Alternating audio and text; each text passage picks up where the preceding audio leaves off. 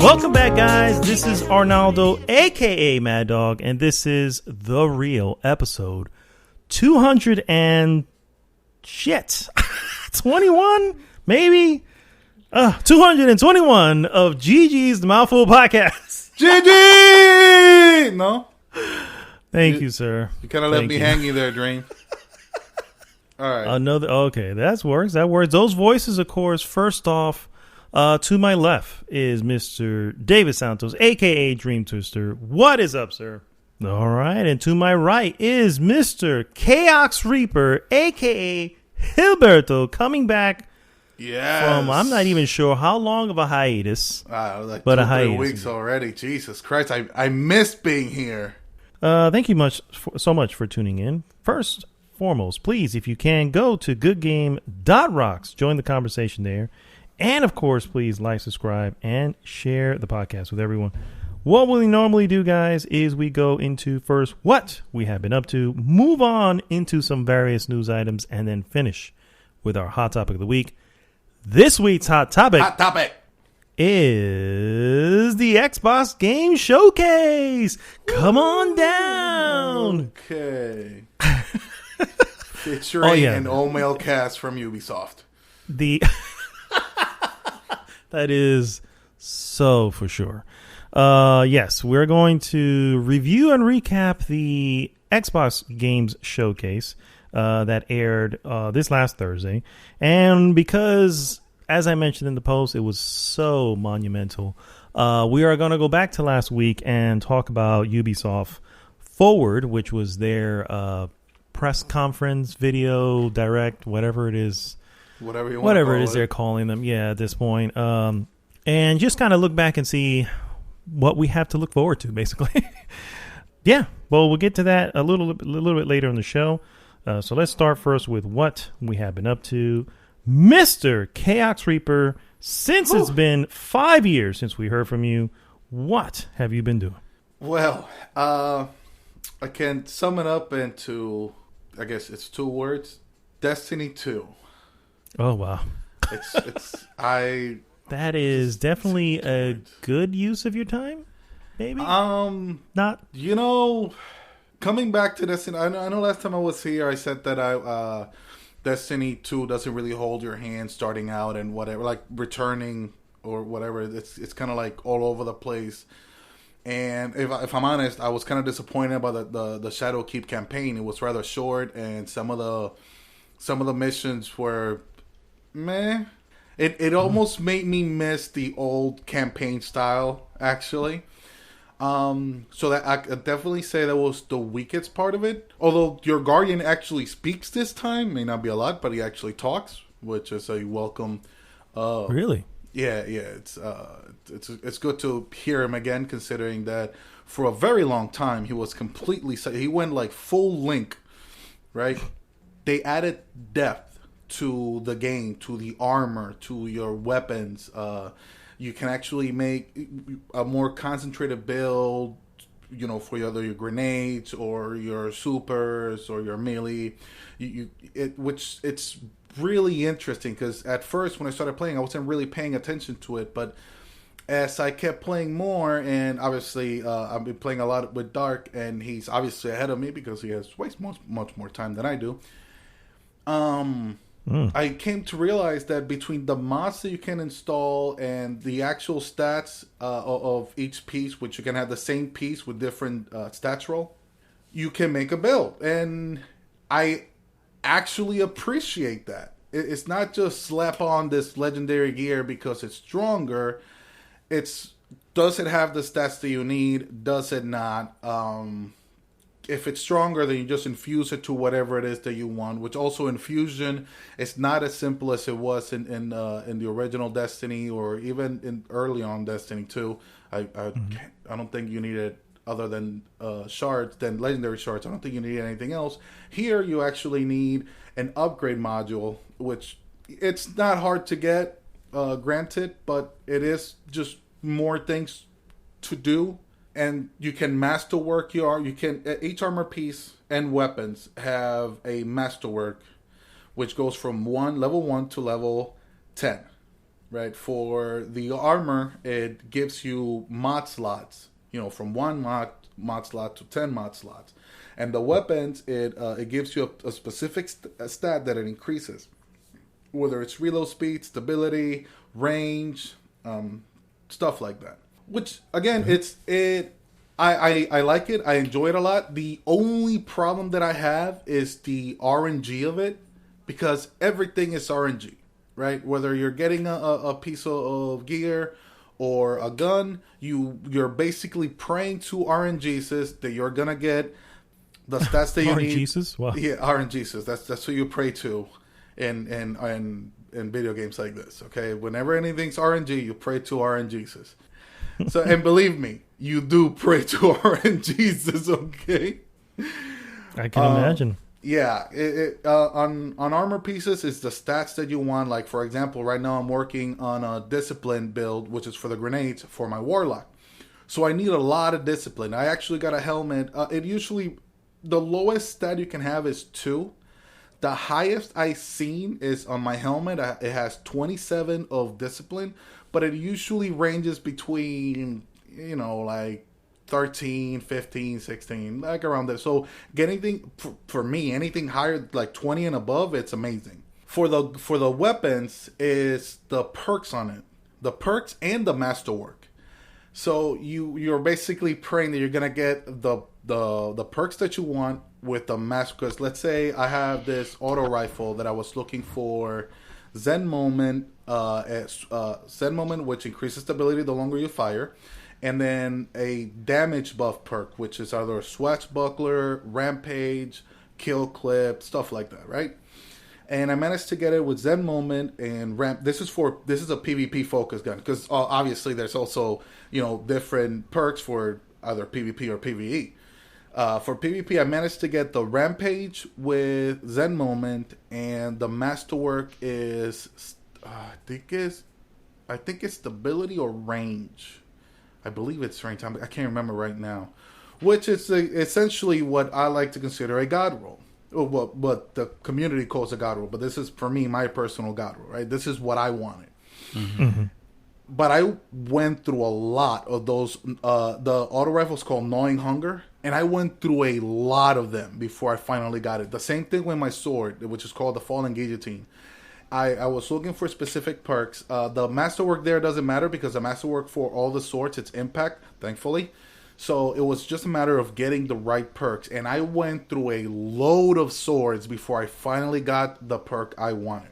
There are ways that you can, because they added umbral engrams. I don't know how long ago they added umbral engrams. And there's a spot in the tower where you can roll for specific gear. Like, you can transform that umbral engram into this kind of umbral engram, and now you're only going to get either the pulse rifle or the sword, right? Mm-hmm. Which is what I did, and a lot.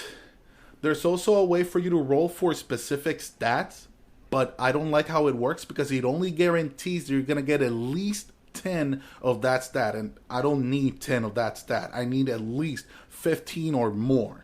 So, like, I'm rolling all of these, trying to get not just that. You also you got to get this item that you're only limited to 4 a week for some goddamn reason. And I did it. I was looking. I think it was for gloves. And I did 4 discipline gloves, and the highest I got was like 16, but I already had one that had 19. So, like, at that point, I'm looking for something that has 20 or more, and I wasted my entire rolls on nothing. So I gotta wait until next week to try it again. Oh, dear Lord. Yeah, so it's not perfect. It's because Destiny, it's all about grinding, right? And obviously, we all know that I am addicted to the grind. So it's not. It's okay, because there's so many other things to do. Like, currently I still have like 21 quests that I haven't done, and like 14 of them are for exotics. So I am having a good time. I am part of a clan. Yeah, and they're actually pretty active. We've been running raids, which I believe tonight, after I'm done with the podcast, I'm pretty sure I'm going to log in and probably run a raid. We've been running. We did run Scourge of the Past, because there's this one exotic that drops out of the final boss. and we're trying to get as many people in our clan to have that weapon.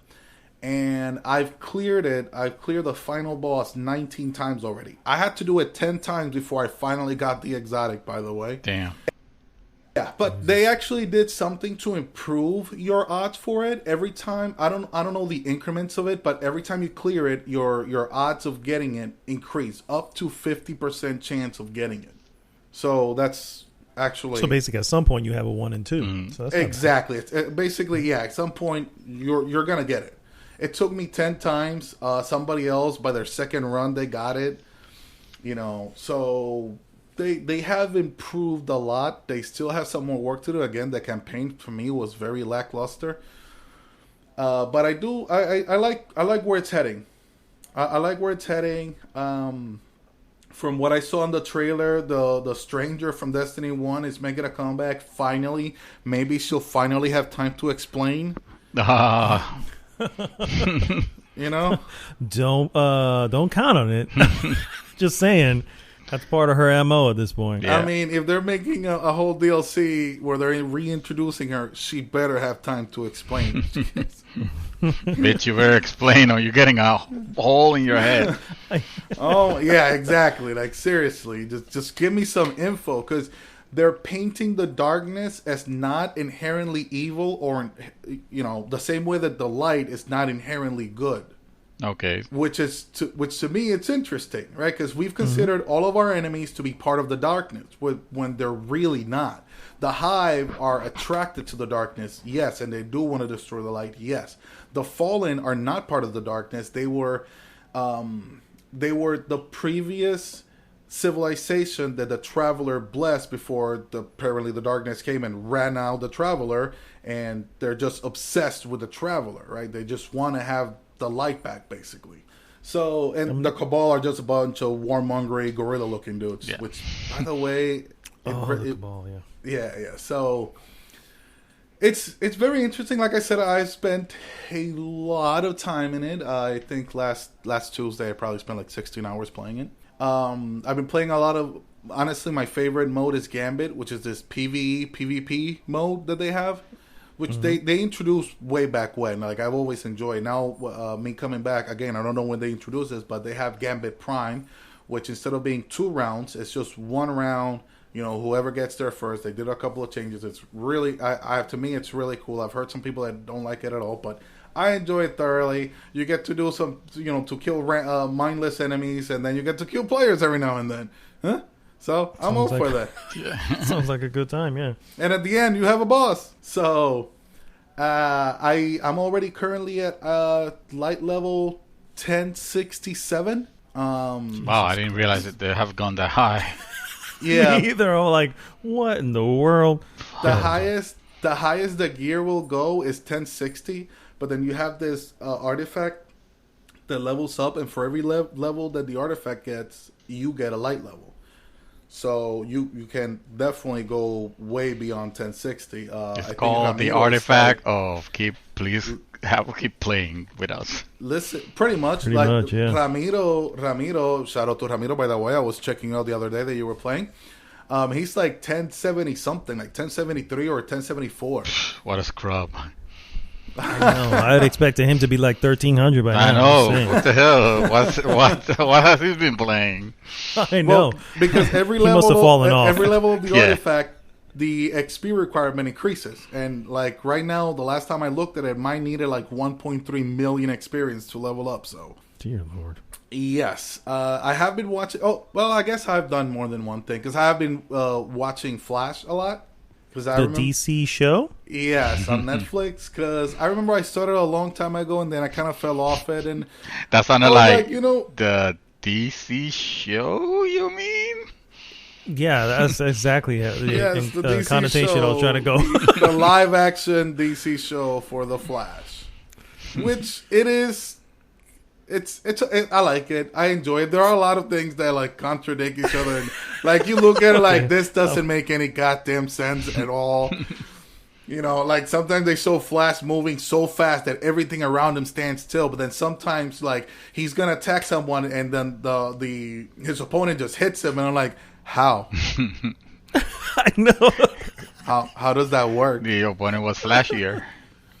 I mean, like, Yeah. Again, he moves at such speed that everything around him is stopped, but this dude can hit you?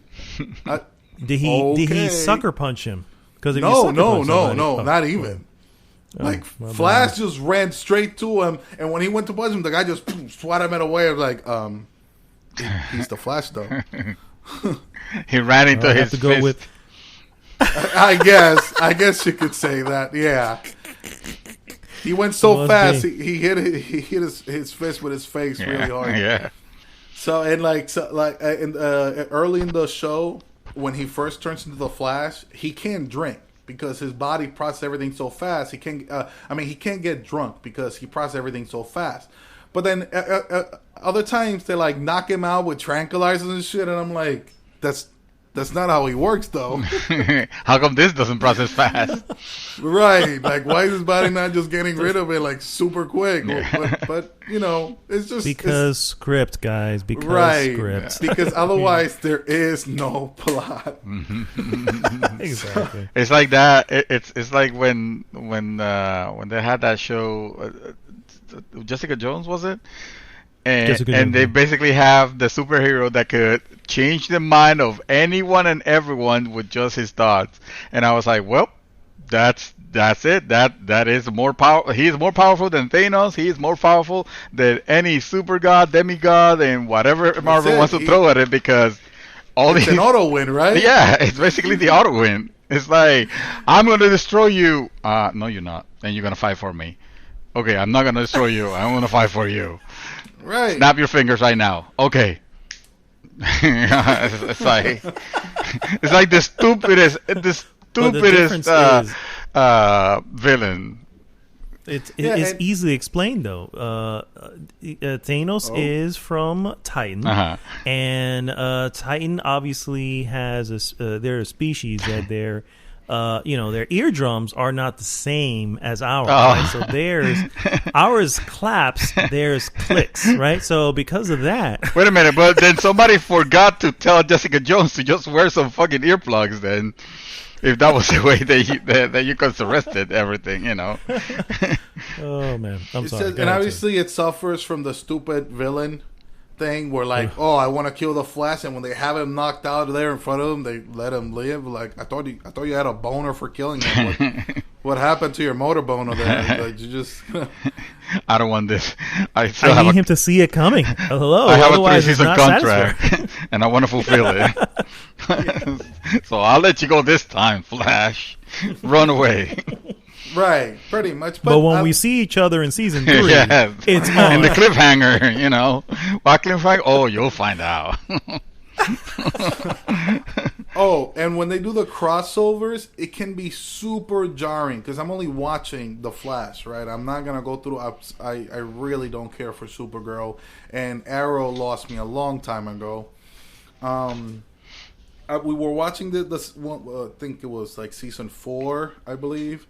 And it was going fine, right? It's following its story arc. Then suddenly, bam! It just moved into like something completely radically different. And like, now we're in a different Earth. And I'm like, what the fuck just happened?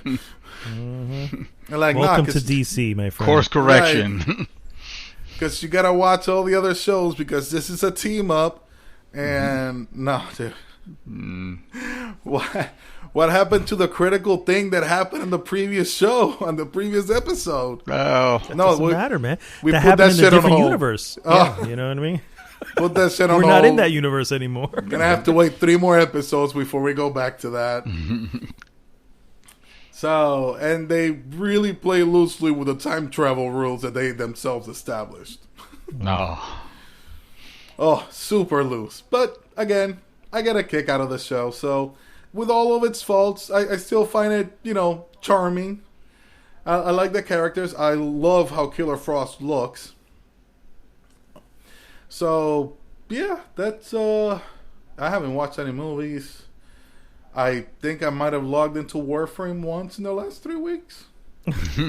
Damn you, Destiny 2. They're going to start sending a search party for you, sir. I'm just saying. Yeah. Probably. I mean, I know when I log back into Warframe, they're going to go, here's a 75% discount for you. Please stay. You back in. Please don't leave me. That is hilarious. All right. Well, thank you so much, Mr. Chaos. Mr. Dream Twister, what, sir, have you been? Listen, I'm just gonna keep it short and sweet and let you take over. I did nothing. I did not watch a single movie, and all I did was play Death Stranding. And you guys don't want to hear me talk about Death Stranding. So, back to you. Well, I'd like to know where you're at in Death Stranding. Are you, like, in it? Oh, like, I am all the way through it? No. Because I also haven't been putting that many hours. I think I'm like 10 or 14 hours in, and for some reason, like, I'm playing it without caring much of not that there is any particular story to care for too much, but because I already know what's going on, I'm just making deliveries. So I'm playing it kind of like a therapy, you know. So okay. So Yeah, I'm just going, back and forth, making deliveries, seeing how far I can get my stars and my rank. Wait. So you're telling me that your therapy is being a FedEx delivery guy? I apparently so. Like the other day, I was thinking of you know what, samurai game, Ghosts of Tsushima. I should be playing that. And then I sit down and I'm like, I don't want to play Ghosts of Tsushima. I mean, it's a great game. I realize, and I know there's nothing but good things about it, and I will get to it eventually. But it's like the same reason I haven't gotten to play.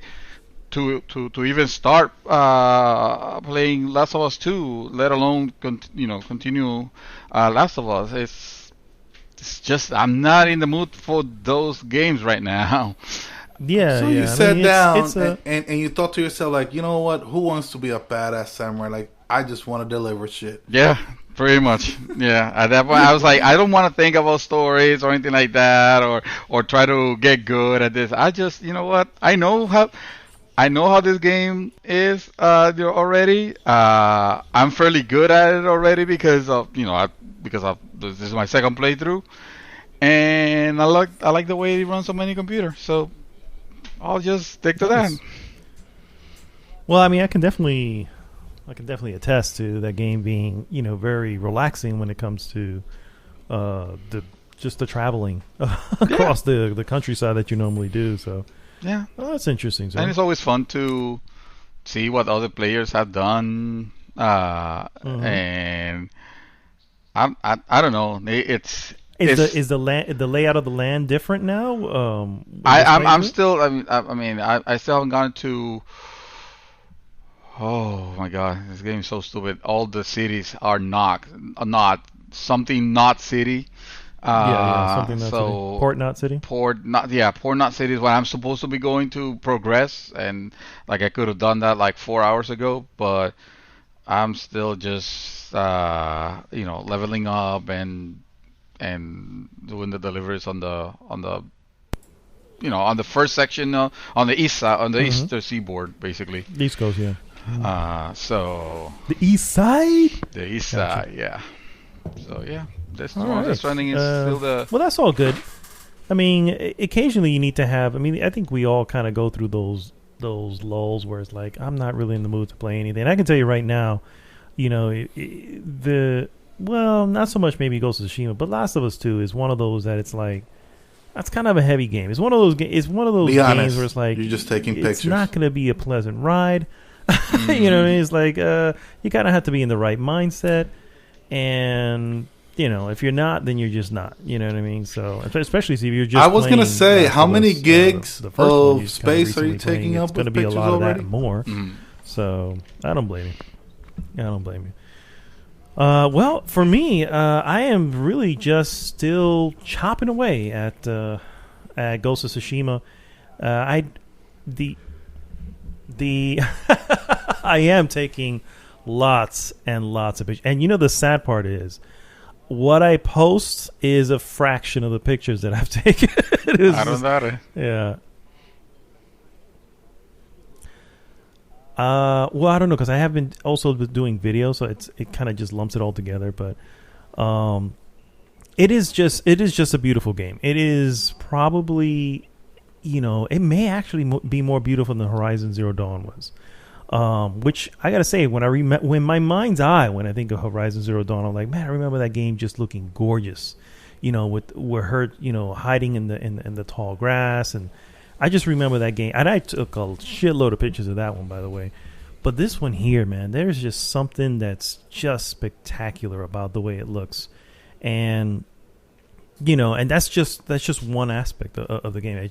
I will stand and something happens, and I'm just like looking at this angle, like, well, this is a perfect shot. Hold on, let me hit the photo mode, which is much more easier to get to. Believe it or not, they put the photo mode on the D-pad, so it's like right on the D-pad, photo mode, just that quick. Matter of fact, in the middle of a fight, I did it by accident. So, oh shit, I didn't mean to do that. So, but photo mode and beauty aside, it is still an open world game. You know what I mean? And if there's one thing I feel like Sparrow Wolf and I had quite a chat conversation going on about the game, but if there's one aspect of the game that's kind of annoying is the camera.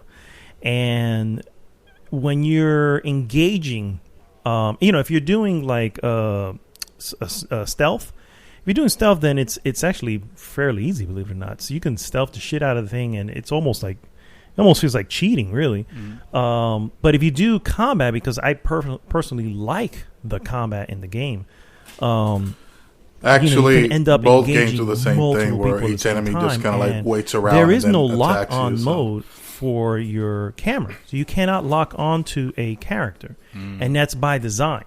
It's actually they did that on purpose, which I can kind of see why, because you're going to be engaging multiple people, and they don't. This is not like what do you call it? Assassin's Creed? Batman. Oh, Batman. Or maybe Assassin's Creed, where people kind of take their turn, and you can kind of just focus on that. I'm only trying to kill all of you and destroy whatever the hell you are. Okay, so then that's not the case here. They're going to be coming at you. You can be in the middle of fight with the two people, and a third one will just come in and slash. You'll be like, hey, no, wait your turn. I haven't done with this one. Exactly. That's actually what I say. I'm like, son of a bitch, don't you see him in the middle of something? How dare you attack me in the back? What the hell? That is so dishonorable. I know, yeah. But how am I going to accomplish it if you keep attacking me in the back? You know what? That's not very samurai. I was going to say, you can't zoom it out. Well, they are Mongols, but that's not very Mongolian. Actually, there you go. That's why. Filthy Mongolian. It could be. It could be. So I can see the reason for it, so that you can keep the camera fluid, so that you can basically angle it. But what I think it does not do is, like, if you're going to do that, then the camera has to be smart enough to back away a little bit, so that you can have a little bit more lay of the land. If there's a way, I haven't found it, and I am easily 20 hours in, so I have no clue if there's a way of I can't believe it. So this is not a spoiler. The island of Tsushima is kind of split into two. It's like two parts, and this is not a spoiler in the sense that, like, the real island of Tsushima looks like this, and I am on this island spending at least 20 hours, and I'm just getting to the second part. I'm like, holy shit, there's more. Wow. And this second part of the island is significantly bigger than the first. See you getting to. I can see this game is running the risk of you getting very close to the end and then being like, I'm done. It could, if it wasn't for the fact that I really like the fighting. The fighting is really the reason why I keep playing, and I just want to get better at it, and I just want to unlock new stances so that when I fight a shielded person, or if I fight someone with a staff or a spear, you know what I'm saying, I have the stance that can counter that. And then in the middle of the fight, you start getting good at switching stances. Like, you'll have 4 people. 2 of them are sword fighting guys that you want to use the stone stance. One of them is a shield, so you kind of want to use the water stance, and the other one's a spear, so you got to use this other stance. I can't remember. I may be messing those up, But the point is, in the middle, as you're moving and slashing, you can switch stances and move to the next. And it's when it's done, when you do it right, man, let me tell you, you feel like a total badass. And if that's one thing that Dreamy will definitely agree is, that's the reason why you play these fucking games, because you want to feel like that badass. And yes, when you pull off those moves, it's like, oh, you know, and then they're over, and you're like, I just want some more. Where are the other Mongolians? I just want to take on more of them. And then of course on top of that, you have all your other stuff. You have your arrows, you have your fire arrows, you have your dust bombs, and you have all these little tricks to the trade that can even stuff out when you have, instead of 3 or 4, you have 7 or 8 of them around. You're like, oh shit, I need to even the odds a little bit. And so, like I said, it just the combat really, really is so much fun. You know what I mean? The story is okay. I've seen plenty of samurai films, so this is kind of right along the lines of, hey, the Mongols are attacking, and now they've taken over that castle, and we got to get some people together, and we got to create our own little mini army so we can take. It's nothing that you can't guess that this is essentially what's going to happen. So the story is okay, but some of the actual, like, when you do take on a castle or something like that, it's like, this is an intricate fight. There's some characters where I'm like, oh man, this is such a great character. You can almost see a spin-off of them, you know what I mean? And so those little things are there. It's definitely it's weird because it has not gotten to the point where I feel I'm already burned out. I really just want to go back. Like right now, I just want to go back and play the game because it's just a lot of fun. I've already got a couple different outfits that the character. I have one that's a Ronin outfit, which is the newest one that I have, which is super cool. And now I have one of those straw hats that's in black, and I'm just like, yes, I'm gonna freaking, what's his name, Kung Lao the shit out of everybody out here. You know what I mean? But no, anyway, so yeah, that's kind of just what I've been playing. I do kind of play it a little bit where it's like I'm just wandering the fields and taking on random people, and that's just kind of what I'm doing. So the story, I can tell you right now, out of 20 hours, I think first thing, if there's one thing that I don't like, another thing I don't like about the game is, oh, by the way, I didn't even finish my statement about the camera. You started 3 statements there that you didn't finish. I know. Let me go back to the camera. My bad. The camera, when you're like in an enclosed area, will frustrate you because it's just, it only moves when you move it. And obviously, if you're in the middle of doing a fight, it's like, well, you're not thinking of the camera, and so that can become annoying. Another annoying part is the fact that I there's no time. It doesn't tell me how much time I've been playing. I look everywhere for a clock, and I'm like, if you're gonna have an open world game like this, you need to have a clock. You have to know how long you've been playing, and it just doesn't tell me. I'm saying 20 hours. I'm literally guessing. This is a guess in the dark because I played it every day, and I don't play games every day. So you tell me. You know what I mean? It's just like whenever I have a chance, I'm actually throwing it on. So I've played a lot of it, but it doesn't have that. It doesn't have that feature in there. And if somebody knows, please let me know in the comments because I don't know. I've looked everywhere in there. But no. Anyway, that's kind of all I've been playing. And the only thing I've seen is actually, I believe it was yesterday. Maybe yesterday I was able to see a film called Harriet, which is a story of Harriet Tubman. Which is actually pretty good. It's actually on HBO, and which is actually a really good movie. First off, really, really cool. A little bit can be a little bit graphic, but can also be nothing like. And when I say this, I'm saying, watching the acts of what happened in slavery is a difficult watch, what I mean? And it should affect you, you know what I mean? This one didn't affect me nowhere near as, for instance, a film like 12 Years a Slave, which that one right there I've said this story many a times. We rented that on Redbox, and it sat on our table for a few days, so like 4 days before we decided to watch it. And every day is just charging us more money. But it was like we had to be ready to see it because we just knew what we were getting into. Yeah. With this one's a little bit more of a heroic tale. There is obviously, some violence to overcome and stuff like that. There's also a weird mysticism behind it, which I don't know if that's really part of the, I don't know if that's just the film adding that into. And when I say mysticism, I'm talking about more. It's almost like she sees visions, and with those visions, they kind of give her, a way of overcoming stuff that nobody else would have overcome. Like at some point, if you know anything about the Underground Railroad, you know that it was this long trek through, hundreds of miles from the south into the north. You know what I mean? And they were on foot. And it's just like, and they're just hiding, and they always following the same path. So it is. So one wonders this small, because she was a small woman. It's not like she was this big woman. She was a small woman who was able to do that and go so far as leading a couple of platoons in the Union Army in one of the battles that they had. And it's just like, whoa, wow. Yeah, this is great. That's all true. The part of it where you start going, wait, so am I to believe that she had visions that help her do this? You know what I mean? So that's kind of where the film that's kind of where the film goes, taking some liberties.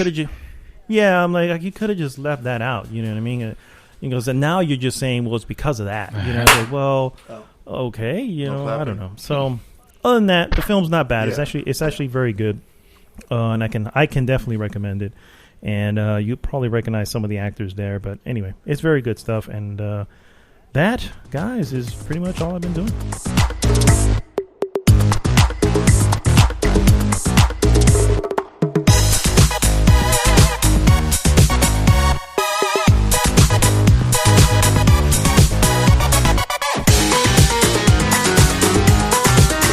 And we're back, guys, and it is time for our useless news that you can use. And I am going to put this Carrion review away because that's not part of my news. Sorry. I'm going to do the same. I was a little bit busy looking at Carrion. For the record, guys, Carrion out now. No, I do not own stock in Devolver Digital, but I should because I love those bastards. I have lost my news. Oh, here it is, guys. My first news piece. Actually came out yesterday, maybe the day before. I was very happy, excited, and a little confused about it, but I'm actually pretty content. G4, the defunct cable TV network that featured tech, gaming, and entertainment programming, is apparently returning in some form in 2021, according to a teaser posted by IGN during the Comic-Con at Home. The online replacement for San Diego Comic-Con's 2020. The official Twitter accounts for the Attack of the Show and X-Play, G4's best-known shows, also posted the teaser along with the tagline, "We never stop playing." The only other activity currently visible on those accounts is retweets of tweets from 2012. So they've been long dormant. And that's really all there is. Every gamer has a phase, so does the gaming networks. Yeah, I agree. This is we got a nice little remaster, maybe remake. I don't know about you guys, but I'm kind of okay with this. I kind of want to. I kind of missed G4. For a long time I was watching old X-Play videos and not Attack of the Show, but there was another one that kind of gave like a little history. Icons. Gaming history. Icons, yes. Oh, I loved Icons. G4 Icons.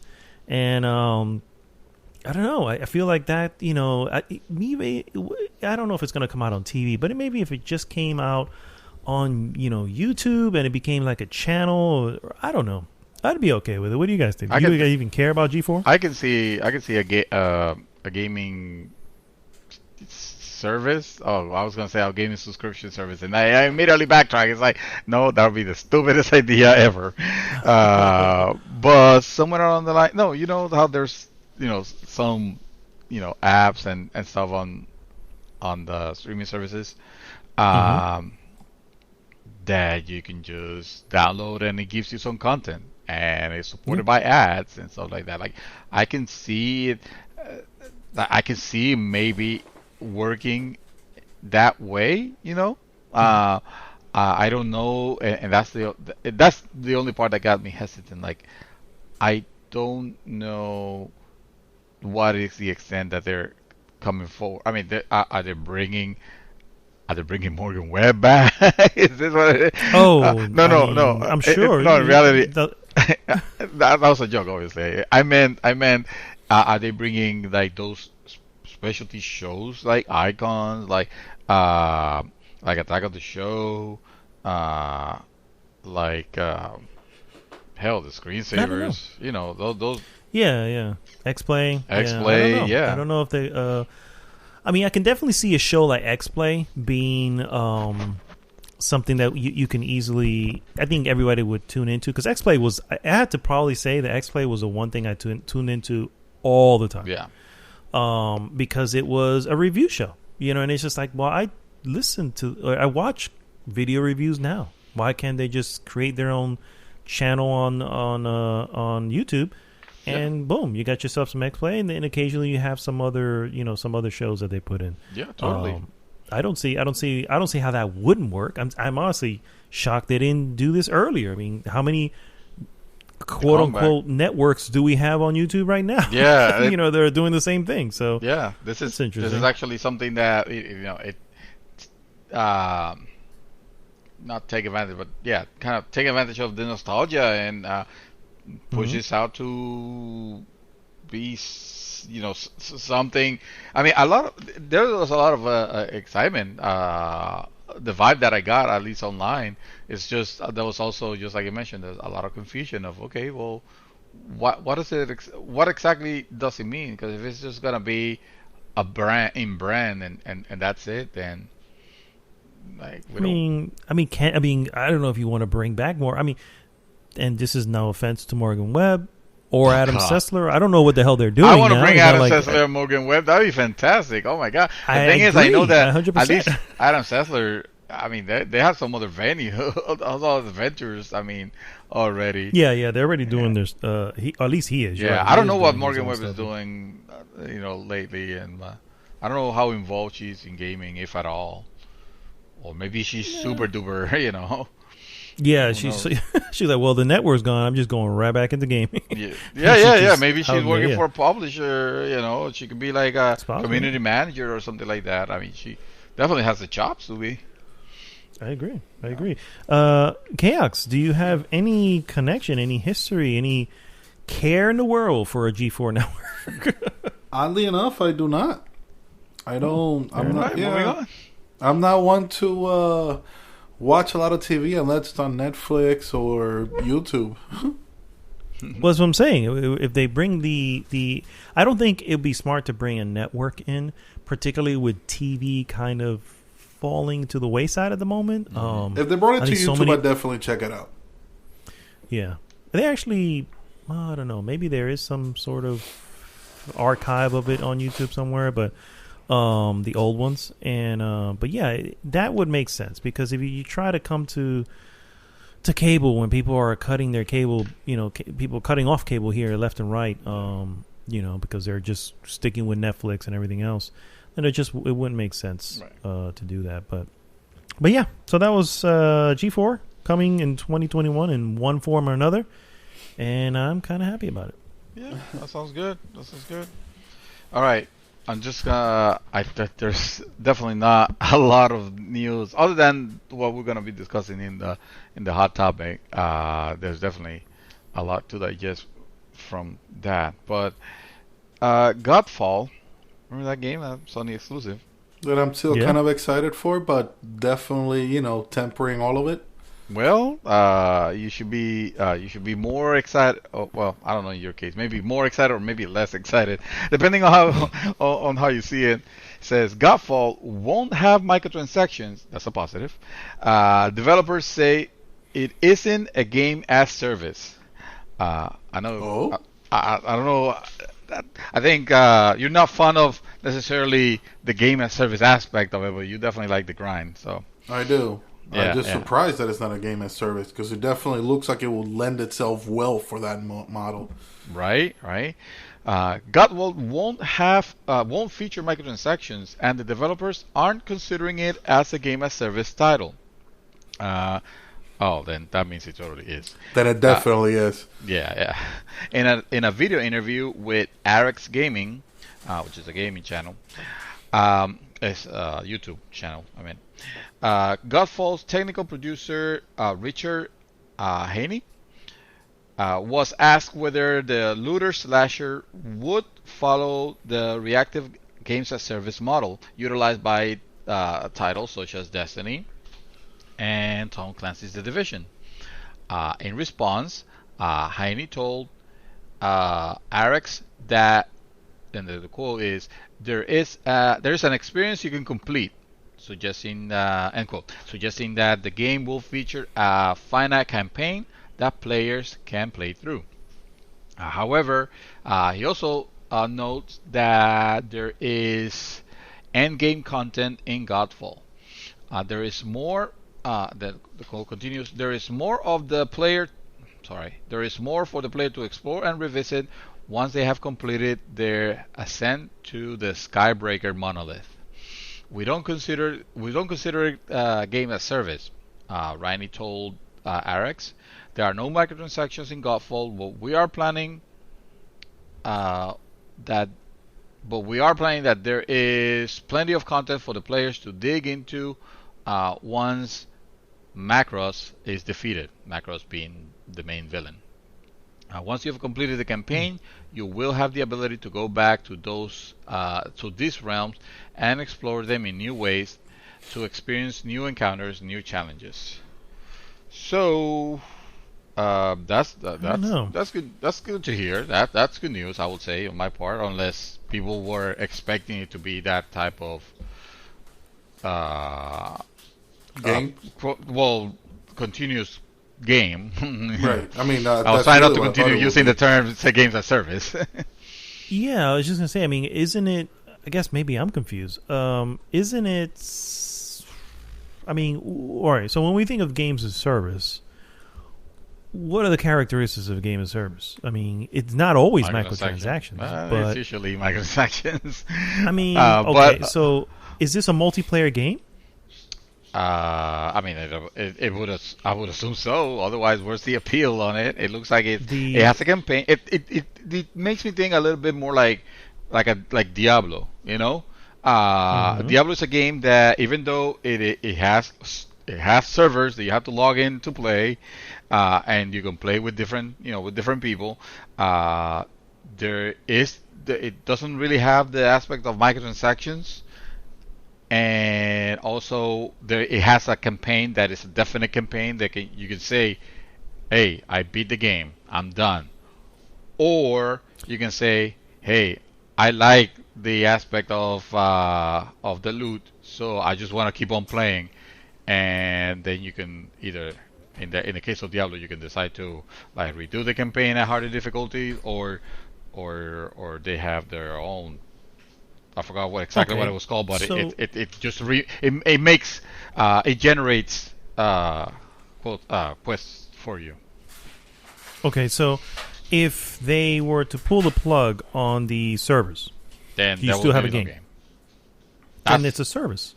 I mean, that's exactly what it is. Like in the end, it's a service, and it may not have microtransactions, but it's gonna have to have something to keep those servers rolling because. Otherwise, that's just money draining. You know, it's just money out of their pocket the entire time. Well, again, it may not Diablo's be microtransactions, and Diablo's not doing microtransactions. So how is it? How are they? There has to be something. There has weird. to be some sort of. Yeah, that's what I'm saying. It has to be some sort of way of making money You're right, though. You're right that Diablo. You're right. Well, I mean, I don't know. I never played it, but I don't know of anything on there. I know. But you can play Diablo offline, though. You can. You can play Diablo. That's what I'm saying. You can play it. Well, that's what I'm saying. Yeah. Yeah, I don't know. No, Diablo 3. I'm saying, if they pull the. Can you play Diablo 3? That's a good question. No. Yeah, I remember. I think Diablo the console 3. you could. I think the console you could. Yeah. I don't know. That's a weird. That's definitely a weird thing. I mean, it's cool. It's cool that they're jumping in front, saying, "Hey, there's not going to be any microtransactions," and but at the same time, I don't know. I think they're playing again. They're playing with the terminology of a game of service. Like, it's still a service game. It's still something that, even if it's additional content, that's still a service they're providing. Again, if they pull the plugs, you don't have a game. You know what I mean? And it requires them to keep those servers going. And if they need to keep those servers going, then they need to be making money somehow. So I don't know how much I trust that. Just saying. You know what I mean? Maybe it's not going to be loot boxes. You know what I mean? But maybe pay DLC or expansions. It's got to have something. That could very well be the route, because that's the route that Diablo chose to. The pay DLC route. Huh. Well, that works. Well, I have a small piece of news here that actually I heard from a coworker yesterday, which was interesting because he was kind of upset about it at first because it was just extra work that he had to do. But Destiny 2's Beyond Light will be on Game Pass. Oh, snap. I'm not entirely sure if the entirety of Destiny 2 is already on Game Pass or not. I don't. I was gonna say I don't think so. I think that would have been some serious news, but yeah, I can check. Go ahead. While you're reading, I'll check. I know for sure Beyond Light is going to be. He had to call GameStop and actually get a refund because he actually had pre-ordered it. I pre-ordered mine through the PlayStation Store, so I'm already set. There is no Game Pass on Sony anyway, so there is that. So that's the small news that I have on. I do have another news here that I found out, and I read this on GameSpot moments ago, but Warframe released a teaser reveal for their next expansion. It's going to be called The Heart of Deimos, and it's going to be Infested theme. Now, the full reveal will be on August 1st, on TennoCon, Saturday, October 1st. And you'll be able to watch it on Twitch, and if you do watch it and you have your accounts linked, you'll get Hydro Prime and some kind of hand cannon. Let me see if I can find the name here. If this thing... Oh, the Athodai hand cannon. No idea what the hell that is. But I don't think... I think I have Hydro Prime, so... I guess I'll just do it for the hand cannon. But this is... Yeah, I'm excited about this. Well, for now. Let's see how it goes. Yeah, see if you ever get off Destiny. Yeah. I mean, it's because we already know the backstory of the Infested. There's this virus created to fight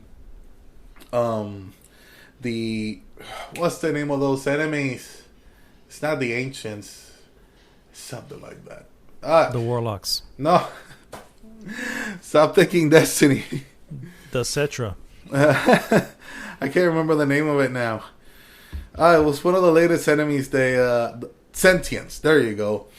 The Orokin made the virus, the Technocide virus, to fight the Sentience, and then it kind of like took life on its own and it bit them in the ass.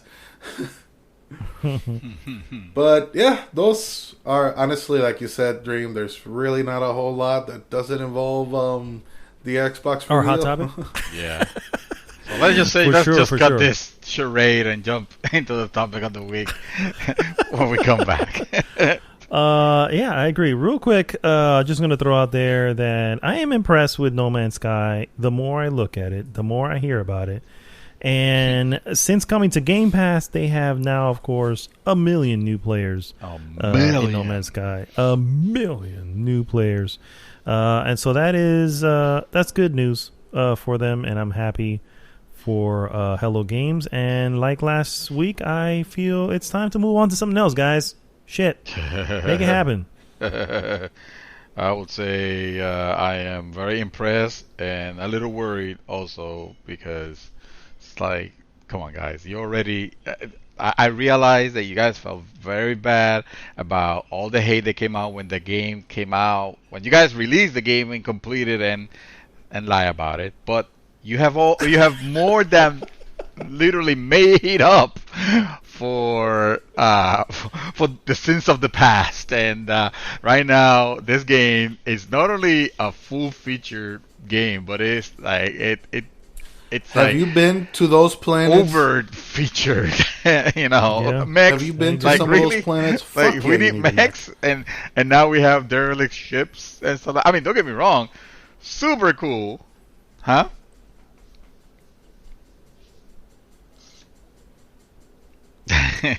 Oh, I can imagine. Shit, I only played for a few hours, for the record, and it's just not my type of game. Like I mentioned before, it's a resource management, and it's just like I just want to explore. I don't have to worry about how much air I have and how cold it is and all this other bullshit. But that said, it is definitely a well-made product in the end. In the end, it's a well-made product, and I'm happy for them. And kudos Hot to topic. Hello Games. All right, guys, that was an extremely short segment for our useless news. That's how useless it is. It's just doesn't even need to be said, really. But hold on, and we'll be right back with our hot topic.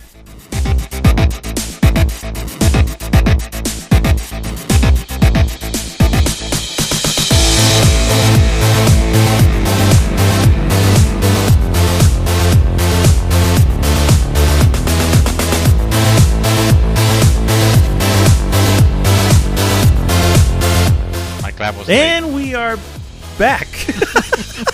Sort of. Something happened with your clap, apparently. Man. Well done. There you go. That's not gonna go to anybody. That is a quite golf the delay. clap for everyone. Feel bad for whoever's gonna edit this. I know. Now there's too many claps. Sir, by the way, I have stuff to do tomorrow. Would you mind picking up the edit? No, I'm just kidding. I'm just kidding. I just fucked myself. You played yourself, Dream. You played yourself. I joke. That was a good one. Thank you. All right, guys. So we're going to get into our hot topic of the week. This week's hot topic again. First off, we're going to do what we're going to do first is go through the Ubisoft Forward, which happened last week, July 12th-ish. And so just kind of roll through some of the games and, take a temperature check here as to what the interest level is for some of these games. And I feel that there's a theme going on them, but I'll let you guys figure out if you can figure out the theme. They're all open world. Collectathons. Oh, that's right. They're all Ubisoft. What am I talking about? Come on.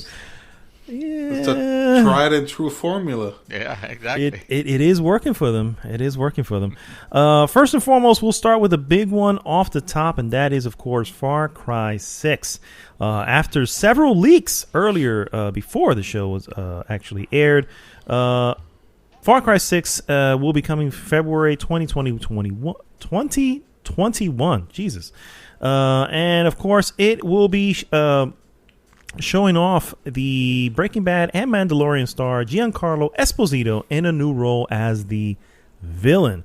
And if there's one thing everyone knows about Far Cry villains is that they tend to be a little on the eccentric side. Did any of you check out it's not actually a gameplay trailer, it's more of a cinematic trailer, but it's very interesting, and let me tell you, Giancarlo Esposito looks just like his old Gus self from Breaking Bad. Yes, he fucking does. Yeah, I was like, man, I had an opportunity to watch it, and because I was like, after the colossal disappointment that was Far Cry 5, story wise, and maybe gameplay wise a little bit, though it was terrible. I was like, oh, I don't think I'm gonna fall for this again. And then, of course, they announced Far Cry 6, and they say, Giancarlo Esposito is part of it. And I'm like, okay, well, I need to see at least a trailer to see what they've done. And I was done with the trailer, and I was like, really? They know how to get you, don't they? They know how to really. I'm gonna fall for it again, am I? But then again, I always regretted not finishing Far Cry 3. I actually try to play it. Again, like I reinstalled it and I fired it up, and the problem is the game. It's not that it's an older game, but also like doesn't run super well on. Or actually, I should say it runs magnificent if I want to run it at the resolution that it had. But once I try to supersize it and do all the crazy and all that, it's like it doesn't. Like it was not made for those type of monitors. So at that point, I kind of lost interest. Unfortunately, but I regretted not finishing that game because I always thought that the villain of that game it's like one of the most interesting or at least scary villains in these games, just because of how real he's not a monster. He's not an alien or a monster or a demonic thing, or he's actually just a psychopath, and God knows we have many of those in the world, and that they exist.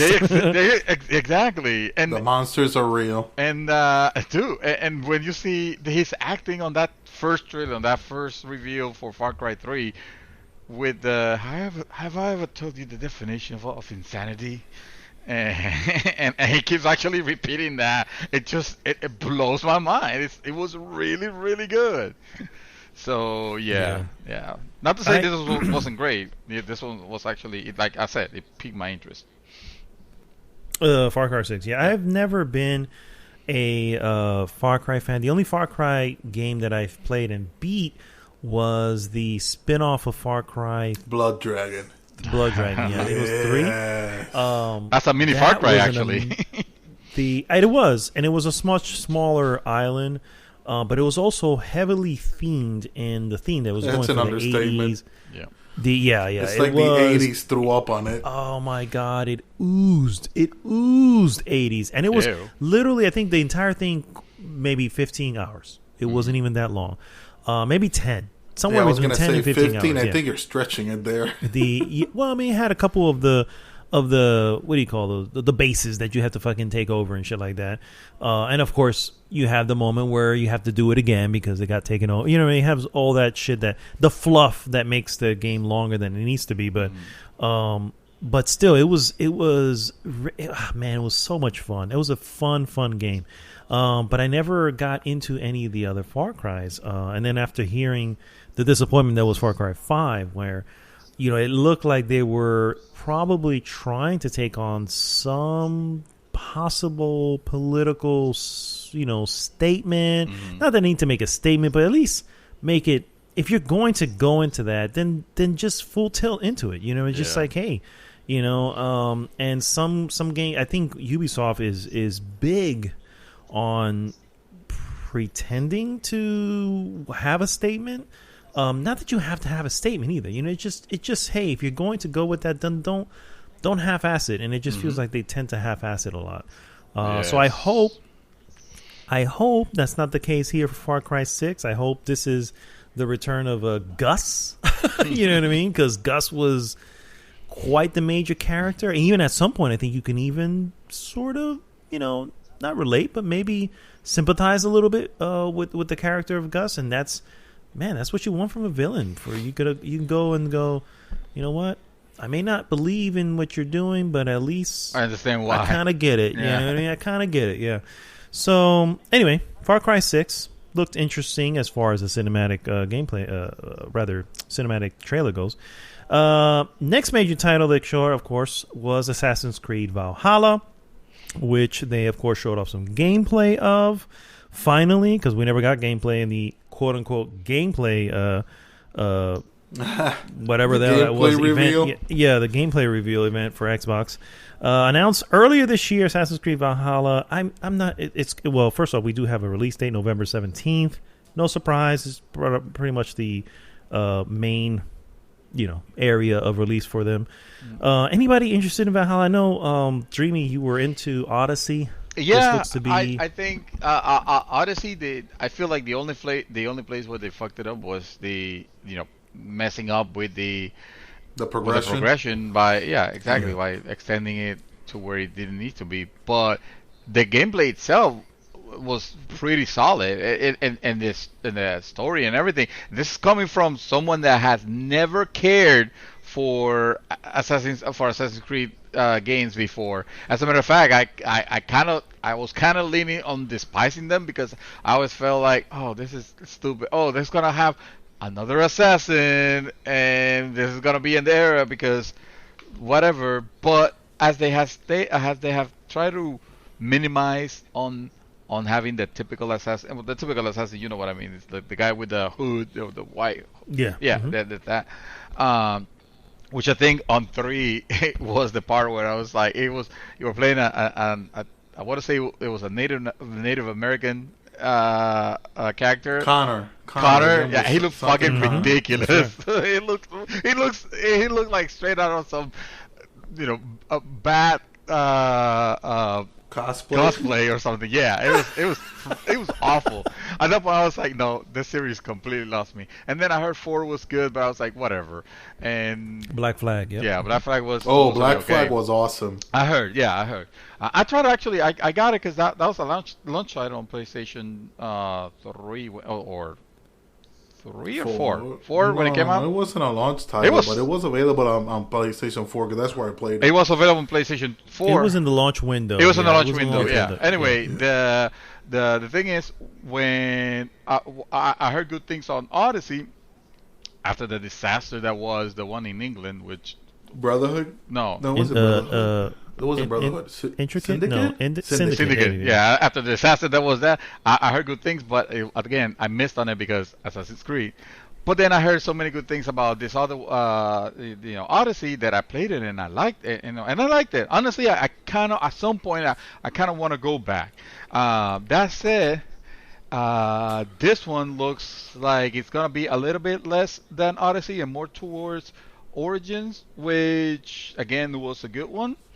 And I kind of I didn't hate it. I didn't hate. Well, not to say I'm getting that game already because I got it for free when I bought the motherboard. It had a thing for, or the processor, one of the two, and it had a thing for Valhalla. Yeah, so yeah. Oh, so I'm getting it already, whether I want it or not. Which was that's hilarious. Funny thing because believe it or not, I also had an Assassin's Creed game that came with the motherboard that I bought back when Assassin's Creed came out. And he had the voucher to scratch it up and get the code, and I never the voucher is still there for Assassin's Creed 3. It was I never used it, and I didn't even care to give it away. It was like, this game is so bad, I'm not even gonna put anybody through it. Wow. All right, so Mr. Chaos, any interest in Valhalla at all? Vikings. I'm not gonna lie. I went through the list of games that Ubisoft showed, and nothing really piqued my interest. Like, nothing in the entire list. I was like, meh. Okay. All right. Well, let's just quickly get through some of the rest here. Hyperscape. Ubisoft, announced Hyperscape, the company's new battle royale, is now available in open beta starting that day that they announced it. Alongside that, Ubisoft confirmed a new weapon, a new hack, and a new 30-tiered battle pass. Pass. Pass. Hard pass. Watch Dogs Legion. Now, here's Well, let me just read this. That looks interesting. Ubisoft announced Watch Dogs Legions will be released on October 29th. Alongside the release date, Ubisoft showcased more of Legion's ambitious gameplay, which allows players to essentially recruit any NPC to make them a playable character. There was an actual, trailer, but it was like a 7-minute long trailer. Really looked a lot like Spider-Man Into the Spider-Verse, that type of visual. It was amazing, and man, do I want more of that. The game, on the other hand, I don't know. I don't know about this game. It looks good. No interest. I mean, yeah, it looks okay. It looks like it looks really like your open world fare. Just at this point, you're literally recruiting all the NPCs. Yeah, exactly. Oh shit! I thought that part, I want to see what they do with that, because it could be actually interesting. Yeah. That said, it's gotta be a typical ass a Watch Dogs game, or I should say Ubisoft game at this point. Yeah. But you know what? I missed out on Watch Dogs 2, and evidently Watch Dogs 2 was good. And they gave it. I did hear that. Yeah, I did hear they that. gave it for free. Actually, they gave it for free on the Epic Store the other day, and No, I'm sorry, not at the Epic Store. What am I talking about? For watching, supposedly if you watch the Ubisoft event, you got it for free. I didn't saw the Ubisoft event, but I managed to get a code anyway. So I was like, okay, sure. They're just handing them shits out. I'll put it in. Yeah, exactly.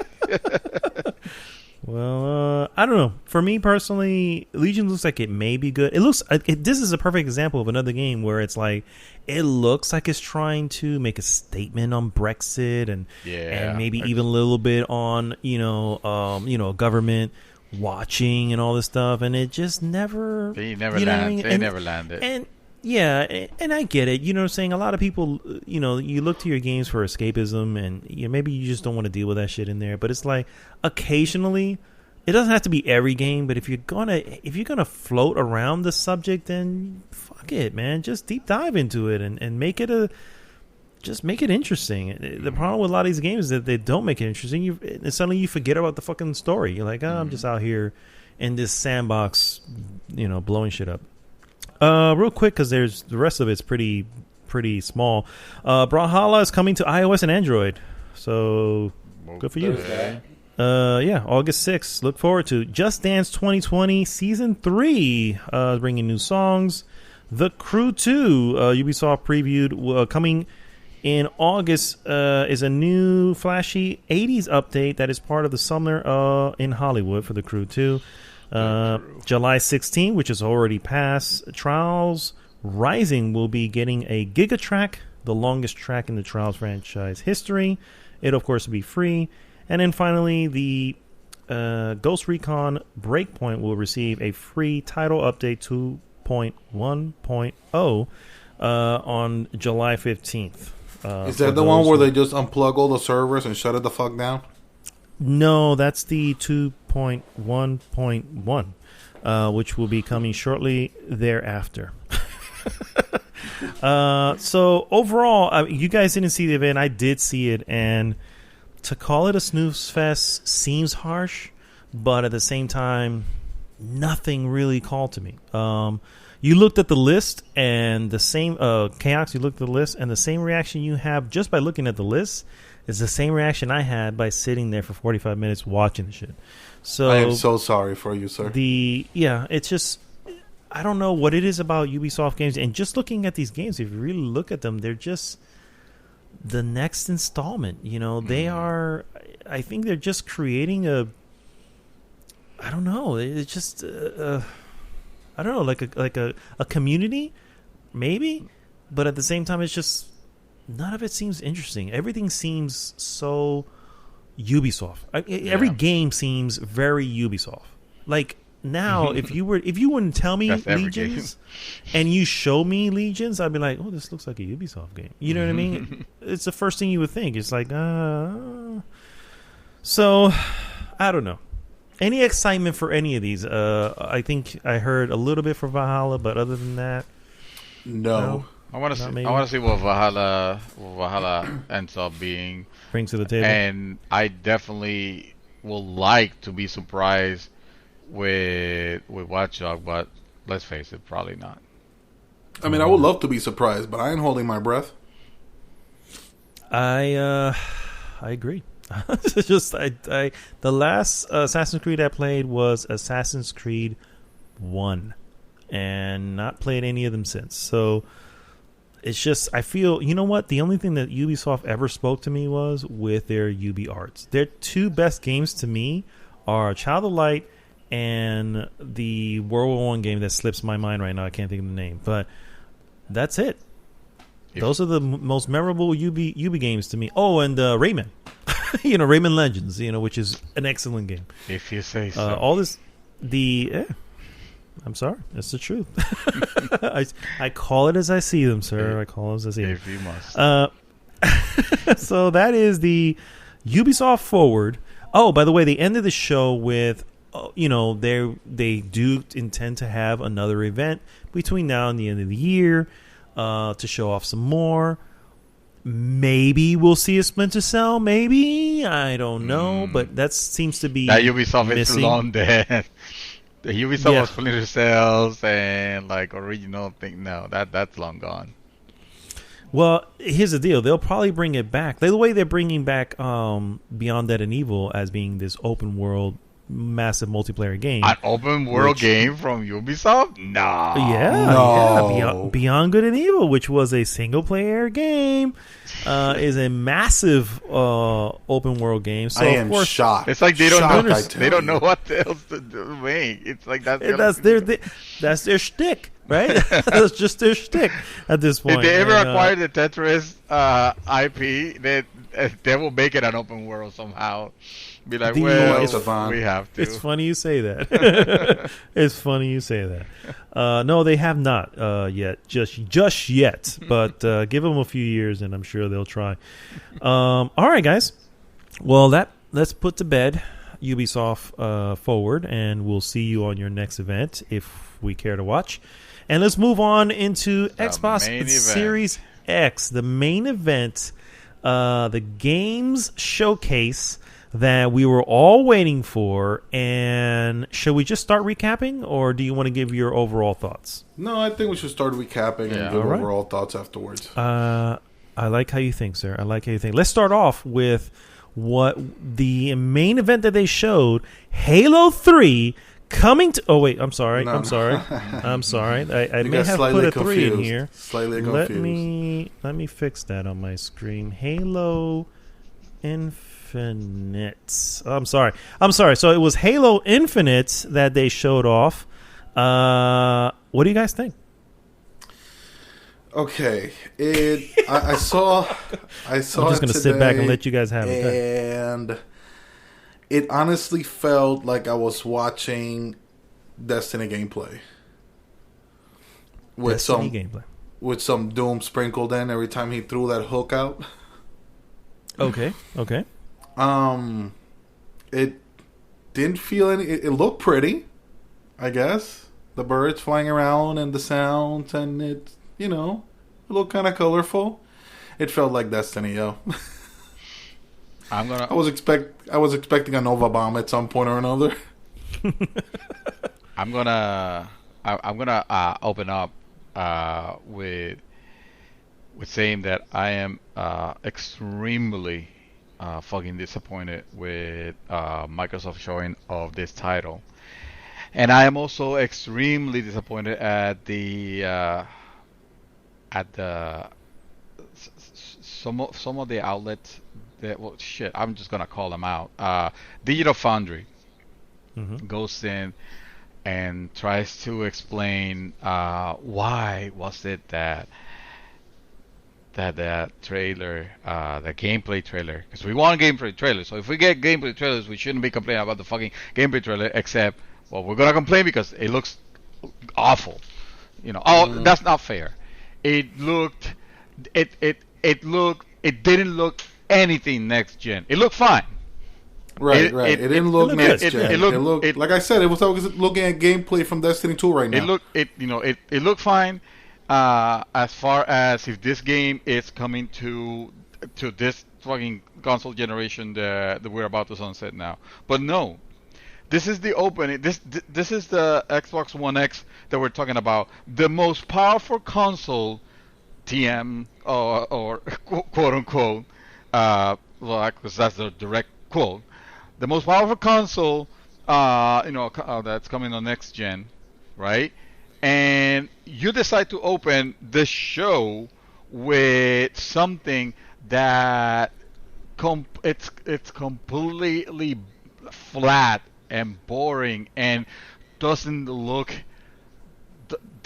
great. Honestly, it doesn't look great. And then you got Digital Fun trying to explain, well, it has to do with the lighting. It's because of the lighting. It's because of the setting that they chose to show this game. And I'm like, no, it's because it's not a good representation of what the next gen can do. Because all you gotta do is, and I don't mean to be a fanboy, because I'm the last thing for a fanboy that there is to be for Sony. But you look at fucking Sony, you look at Ratchet and Clank. That's gorgeous. Next gen. Mm-hmm. That's next gen right there, And when you're opening up here with Halo, which is like the only fucking thing that they have right now, right? And this is your showing, then you're done. I mean, you started off wrong. You done fucked up. I was looking at that trailer and be like, it doesn't matter. It doesn't matter what you do, other than unless you delay this for like a year and you actually implement fucking ray tracing, which you should have done right now, because there is no excuse. You have the most powerful console, in next generation, quote unquote. Show it. Halo Infinite did not show in any way whatsoever, in no way whatsoever, that it had the chops to be. Well, supposedly I heard that whatever they showed is a 6-month-old build that they were running on a PC.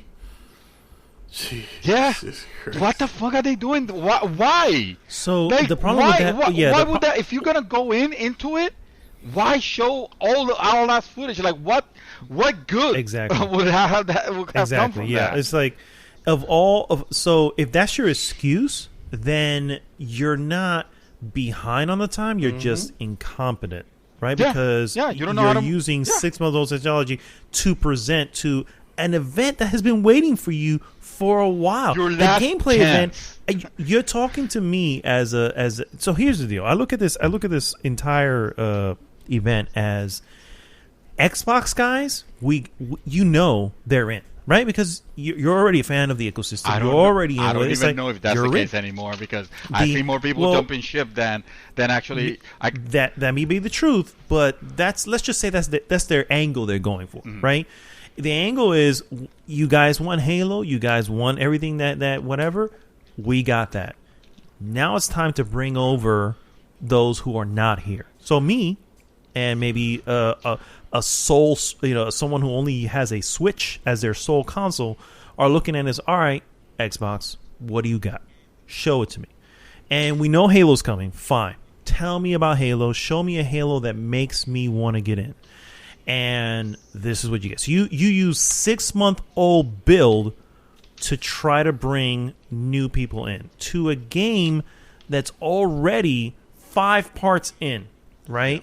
And it feels like they just don't know the direction they need to go in. Because it's just like it. Because that's what I'm saying. It's just, it feels like they just, I don't know, because I walked out of that thing going meh, or immediately as it happened, I was just like, this looks like Halo 3. It looks like Halo 3. I remember playing the only Halo I have played. Imagine that for a moment. There is all the Halos, Halo Reach, Halo Wars, all these Halos. The one Halo that I've played, you've actually made a game that looks just like it, and I call that out going, wow, that looks just like Halo 3 from and then you 15 years ago. Then you put this side by side and you realize, oh no, fuck, I messed up. It looks worse. Yeah, it's like it just. So I know that it's an open world game. Well, first off, you don't see this in what they're showing. You just see regular shooting gameplay. But apparently what we do know since is that it is open world. So it's a massive open world first person. They kind of hint at game. it when they open when he opens the map and it shows this map and he starts like Yeah. pointing out checkpoints. It's like, Yeah. oh, okay, great. Yeah, exactly. Yeah. And so it is that. And on top of that, Are we sure that Ubisoft didn't make this game? I mean, I might I know as they well. make it. Maybe there were a consultant. Yeah, you know what I mean. I mean, open world game, Collectathons. male protagonist. Yeah, sounds like a they probably were Ubisoft like, game. we need an open world game. We need to bring Halo to that. Who does that more than anybody else? Ubisoft. Oh, let's get Yves Guillemot on the line and see what he's got for us. So yeah, I was not impressed. And the sad part is that I feel like I need to start by saying this. I wanted to be impressed. I wanted to walk out of this going, yes, there is another thriving ecosystem that's going to bring so much to the table that will, one, I will either partake of both ecosystems, or if I'm that desperate, then I would just, with who I'm with, like if I'm that much of a fanboy, then I could look at it and go say, well, you know what, this will force Sony's hand to get better and to stay on that edge. Yeah, we should have a hot This topic of the flagship- week that it's like Sony won next gen already, and why is that bad for you right now? Yeah, yeah. As a Sony fanboy Yeah. and as an Xbox fanboy, it's just this. All right, I don't know if you guys have anything else to say about this not good showing of Halo, but if I can move on, I will. Go ahead. Yeah. All right. The next game they showed off was another cinematic trailer, and to their credit, it started off being rather interesting, but at the end, it ended up being a cinematic trailer for State of Decay 3. The biggest. Ah. Oh, let me tell you, I was like this. I said it to you in a text or something. I was like, this looks like The Gray. I don't know if either of you seen that film, and if you have not, you need to see it. But The Gray is a film with Liam Neeson, and he's in the snowy Arctic or something like that, and he's like, surviving against a pack of wolves that are hunting him and his people. Yeah, he's Liam Neesoning wolves. Yes, basically. And it's awesome. And so I saw that trailer and I was like, oh, man. Oh, this looks good. All the really way up good. until the State of Decay title came out. I was like, oh, you gotta be shitting me. What in the world? So What is wrong with State of Decay? I gotta ask, because I know very little of the Xbox ecosystem. The game, the games are not fucking terrible, but it's not what they have released. 2 of them already, and neither of them have been like super hits. I don't know of a lot of people that are like, yes, State of Decay 3, that's what I want. Oh my god! It's like no. It's not that type of game. When you see this trailer, it just brings me back to the disappointment that you get when you see that awesome disappointment. That awesome trailer for Dead Island, and then you realize what Dead Island ended up being. Except that back in the day, we didn't know what Dead Island was gonna be. Fucking futile, colossal disappointment, and that trailer just will never make it justice. Well, that trailer will never make justice to anything ever released in media. But this one, it was like, okay, this looks very interesting. after the Halo presenting, it was after just the like, Halo after seeing presenting, this Halo and be disappointed. Yeah, you're thinking okay, now, new IP, female character, and she's black. It's like, okay, all right, we got something going. It's like, oh man, it's gonna be awesome. And then you see everything that's happening, and you see that part which was very cool, where on the trailer where I guess I don't know if it was a panther or a. It was a wolf. A wolf was it? It didn't look. Yeah, like yeah. Well, anyway, that's why I it was a compared wolf. it to the Gray. it's like that. And she screams at it, kind of like to make like I don't know, and then that cuts to the title, and you realize it's State of Decay 3, and you're like, motherfucker, because in State of Decay, like your character, you're just that that she is just one of a bunch of characters that you that you have to control. So there's really nothing particularly special. And then on top of that, it's a zombie apocalypse world. Yeah, exactly. So it's like, it's another okay, zombie so apocalypse. it's another, like, it's another one of those. You're like, okay, gosh, I thought the wolves would be a bigger thing, but I guess we're fighting zombies again because that hasn't got old yet. Yeah. So yeah, State of the K3. And then no gameplay. Then of course, no zero gameplay. It was a cinematic trailer. Yeah. The next game they showed off was Forza Motorsport. No gameplay, more cinematics. Yeah. I'm going to put a little asterisk on this and maybe a little pin because I want to say that it's not numbered. It's not named anything other than Forza Motorsport. Yeah, not Forza 8 or anything like that or whatever the number is. So I feel that there's something behind that, but again, we'll put a pin on that. I hope not, because then that might mean that might end up messing with the formula of Forza Horizon, and I don't need a reboot of Forza Horizon.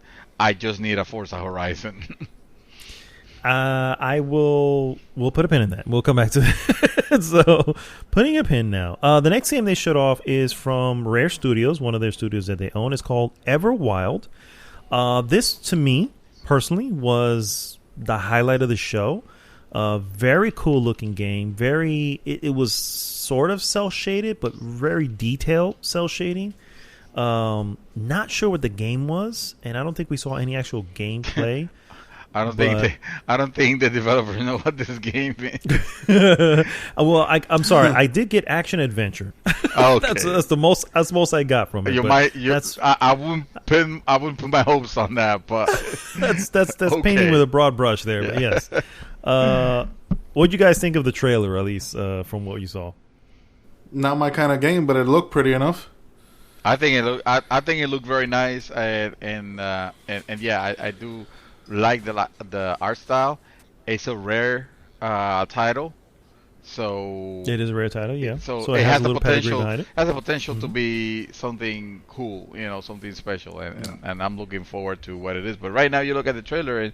Yeah, you still have no fucking idea what it is. You don't know if the game's for you or not. Exactly. Yeah. Yeah, exactly. I have no clue. All I want out of Rare is Perfect Dark. So guns. I was gonna make the joke of guns, but you literally made the joke for me. There you go. You're welcome. There's no guns in Everwild. Not interested. Yeah. 0 out of 10. I'm going to write it on the Metacritic right now. Oh shit! I can't. I'm gonna go off right there. There's no guns in this game. 0 out of 10. Honestly, that would be a very honest opinion. And I couldn't even discount it. Like, well, he's looking for guns. Technically, they don't have it, so that sounds like a 0 to me. He's not wrong. Yeah, was this completely opposite what he wants. Yes, it was helpful.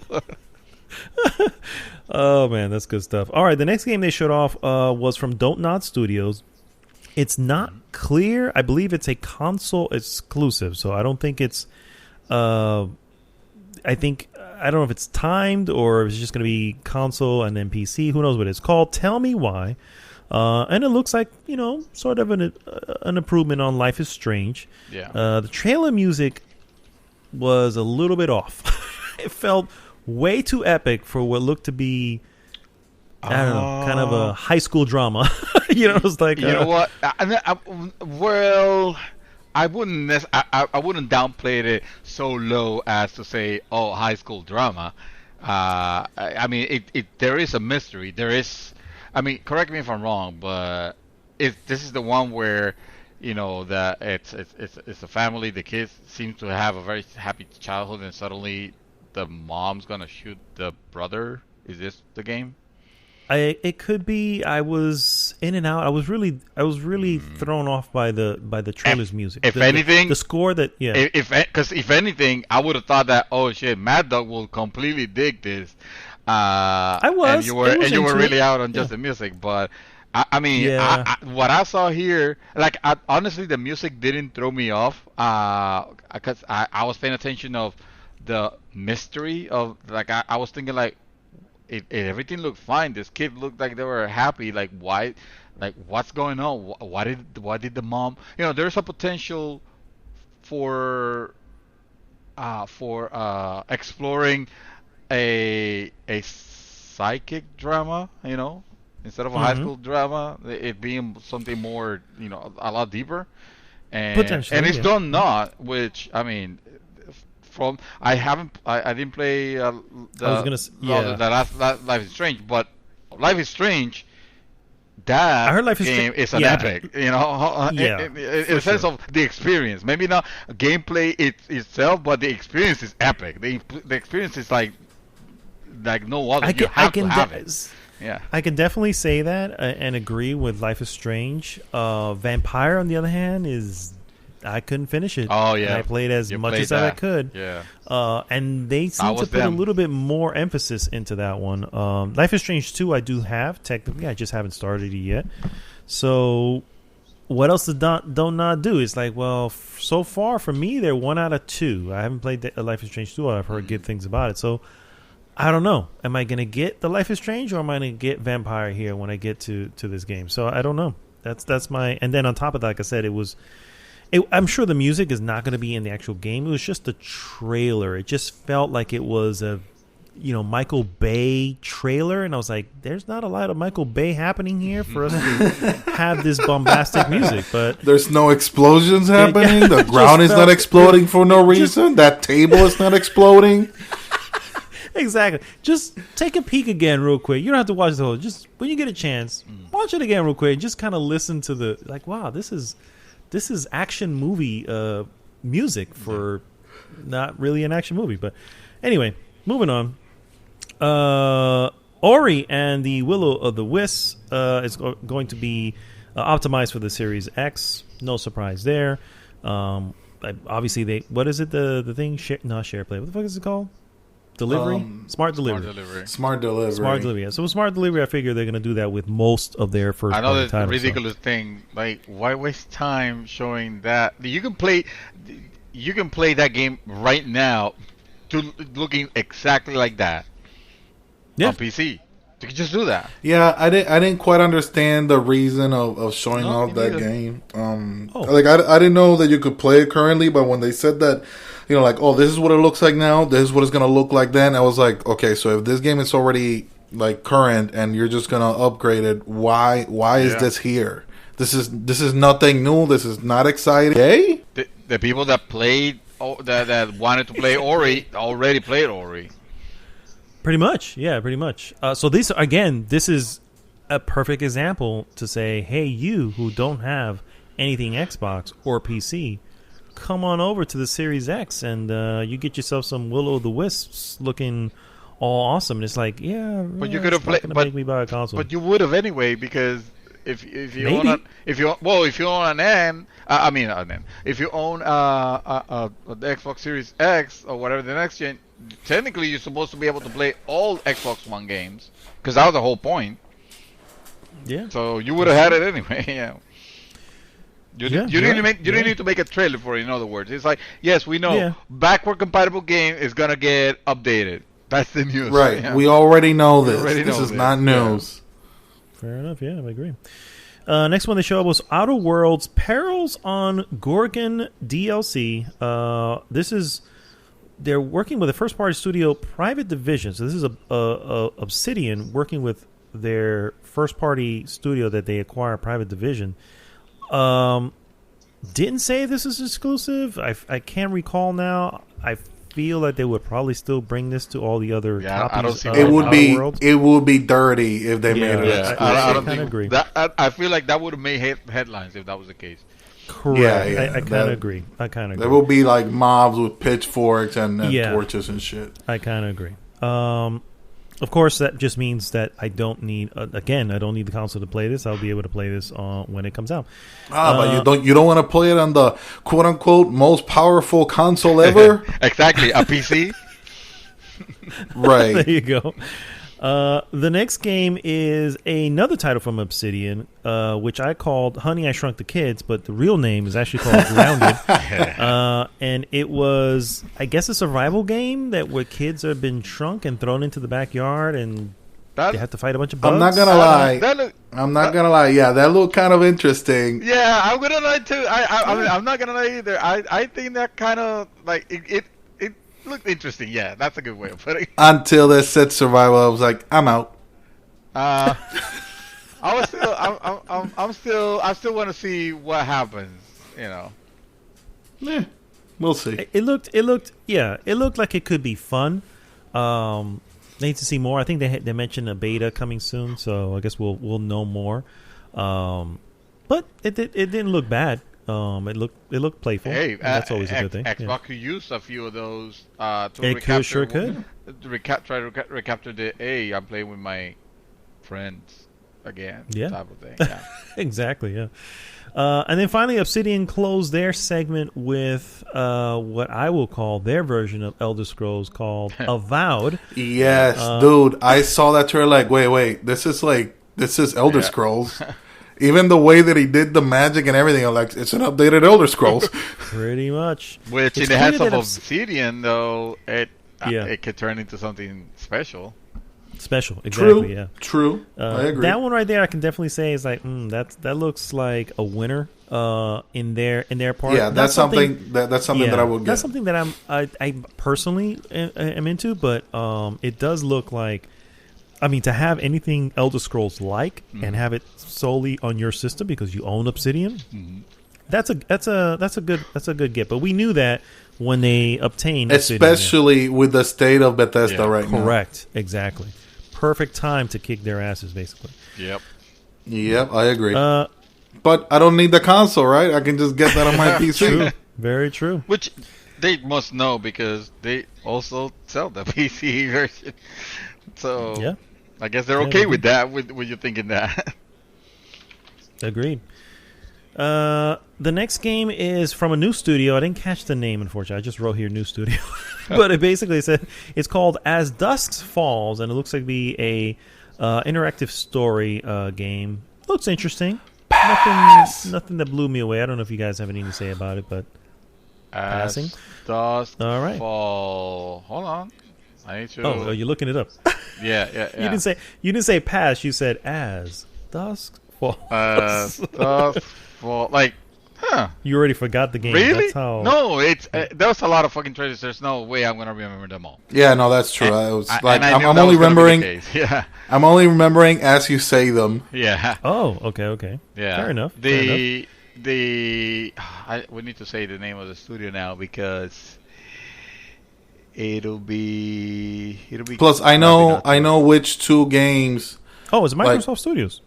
It is from them. Oh, okay. All right. Yeah. I don't know. I mean, it definitely it didn't interest you to see what the. I mean, this looks like the type of fucking game that you will play, bro. What was it not on it? It is. But it is the type of game I was playing, but it's also the type of game I'll probably pay $20 for. True. It's an indie title, and it's just like I don't need to be tied to a console to play it. You know what I mean?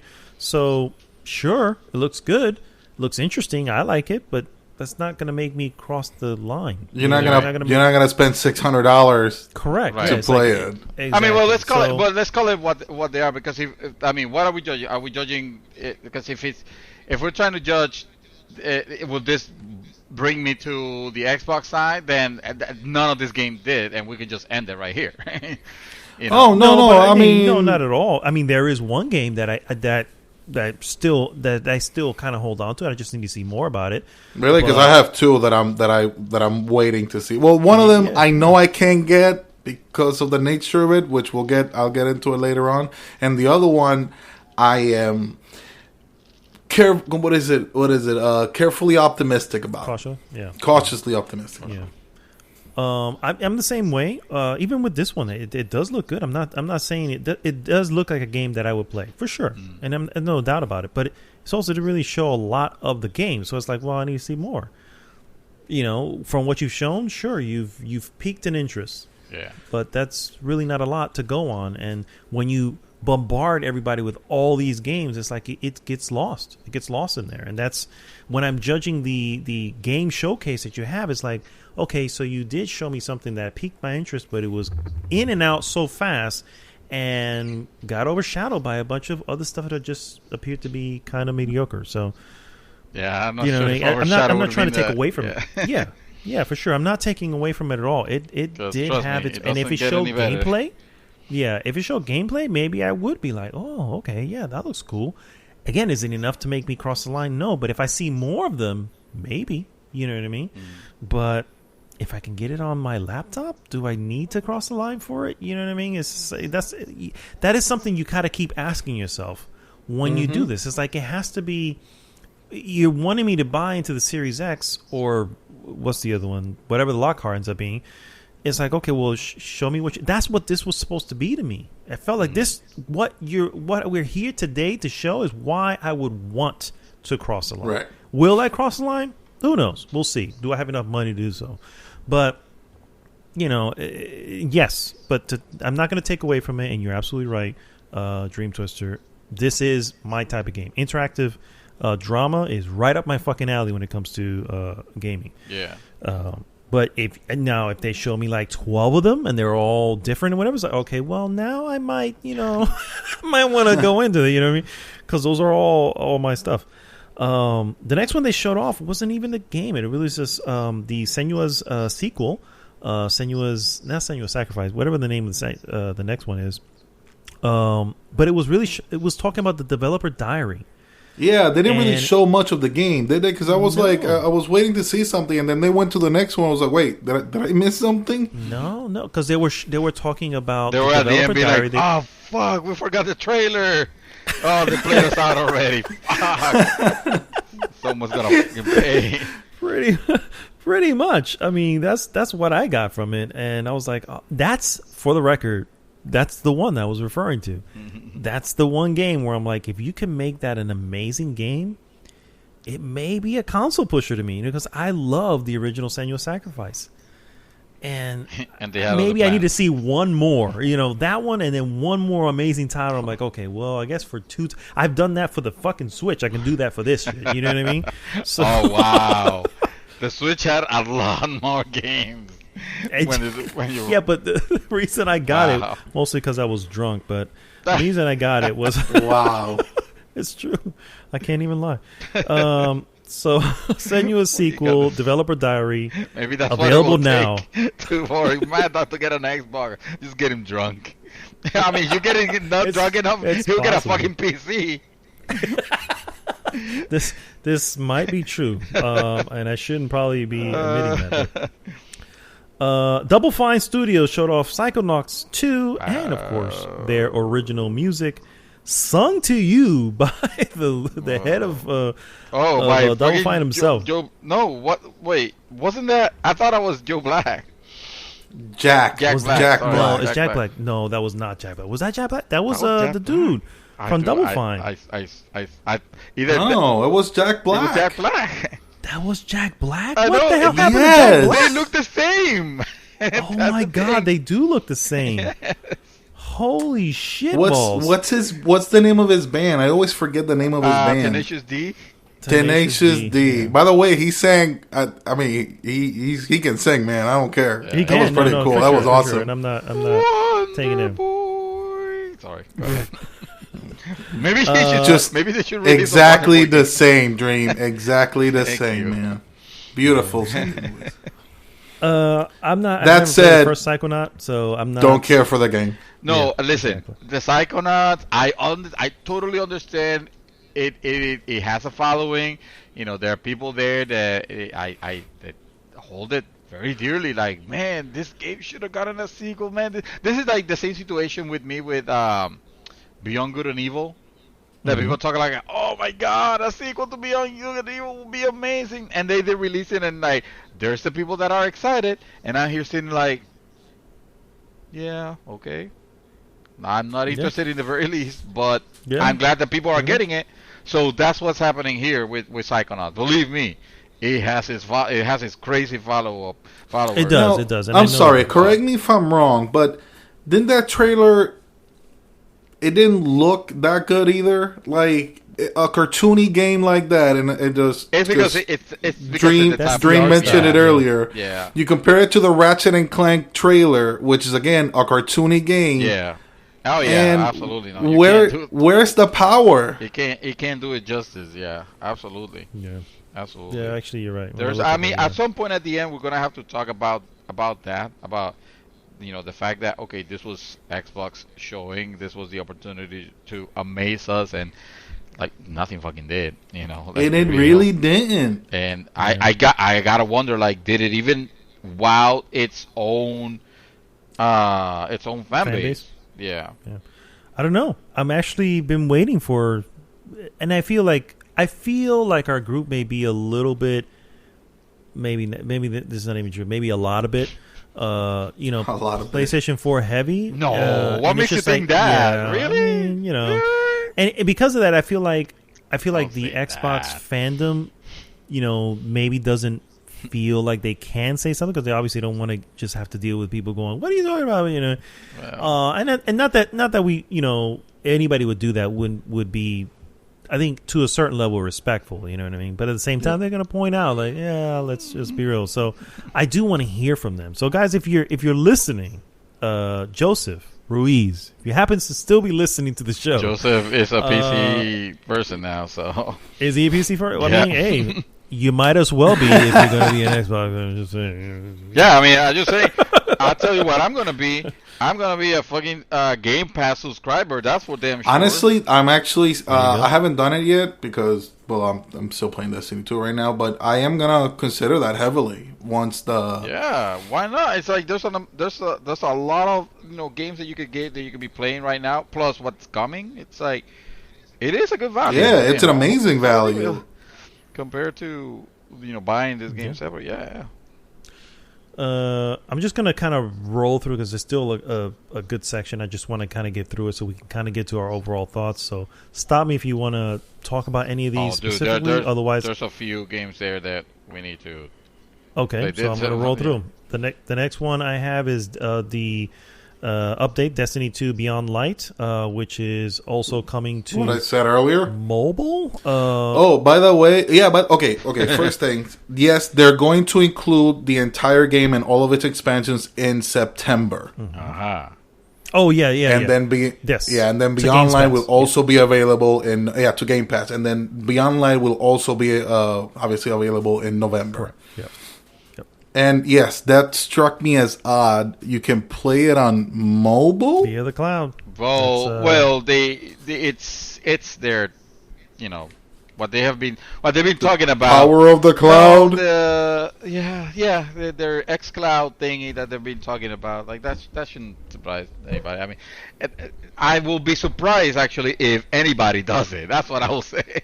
If anybody plays it. I mean.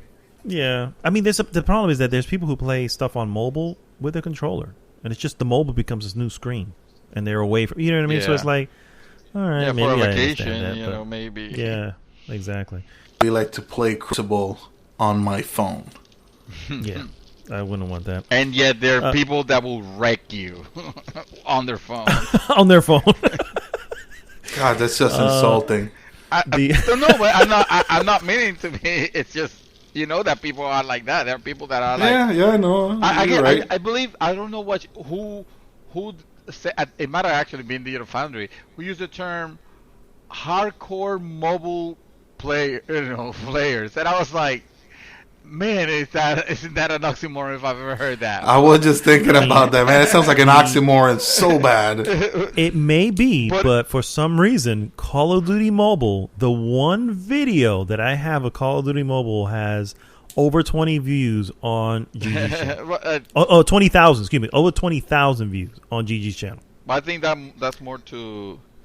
Hey, it's mobile. It's what it is. It's mobile, and it's a Call of Duty that I don't have to pay. But it's a mobile game. That's what I'm saying. It's why it's that's what it's I'm a saying. big thing. There are people there that even though it sounds like an oxymoron, it's like, well, then again, it might not be so much considering some of these fools. All right, real quick. Stalker 2 console exclusive coming to the Xbox Series X. I didn't even know there was a Stalker 1. Dude, no. The Stalker 1 was a big title on PC back in the day, actually, and a lot of people were expecting to see a sequel. Are you reading that right? Is it a console exclusive? Is that confirmed? It's a console exclusive. What that means is the only console you'll play it on is the Xbox Series X. Yeah, it's going to be on PC as well. It will be on PC. I know it's going to be on PC because it's Microsoft. Yeah. But still, I'm kind of surprised. Okay. Yeah, that's how they had it listed. Wow. Yeah. Okay. I mean, Warhammer. people has it does have its followers, and it is a good game. To be fair, Stalker has been that's almost like the not the father, but you know Metro. Yeah, Metro Last Light. Yeah. Or so 2033. Well, the Metro IP in general, like this, like it has been very closely described to as as being it's like that Stalker I believe came out first. Okay. But, fair enough. Yeah, that's a good one. That's a decent one for them. For those who want it, Warhammer Dark Side. Dark Tide. Dark Tide. Excuse me. I actually have Dark Tide written. I said Dark Side. Don't ask me why. As we all do. Dark Tide. Warhammer Dark Tide was the next game they showed. It was a cinematic trailer. There was no gameplay. Yeah, there was no gameplay on it, and moving on. I'm not a super fan of it. There we go. Never mind. Yeah. And look then, of good. course, the Tetris Effect Connected, which will be a multiplayer version of Tetris Effect. Yeah, I kind of skipped through that one. Because it's Tetris. Because it's Tetris. Yeah, exactly. We all know what you get with Tetris, even if you play multiplayer. Yeah. And then the next game it was called The Gunk, which looked to be that's an exclusive. That was an exclusive, yes. Yeah. Looked to be your typical 3D platformer ish, maybe a little action, maybe even to go with Ratchet and Clank. That type of 3D action game. But yeah. Oh yeah, that type of game. Yeah.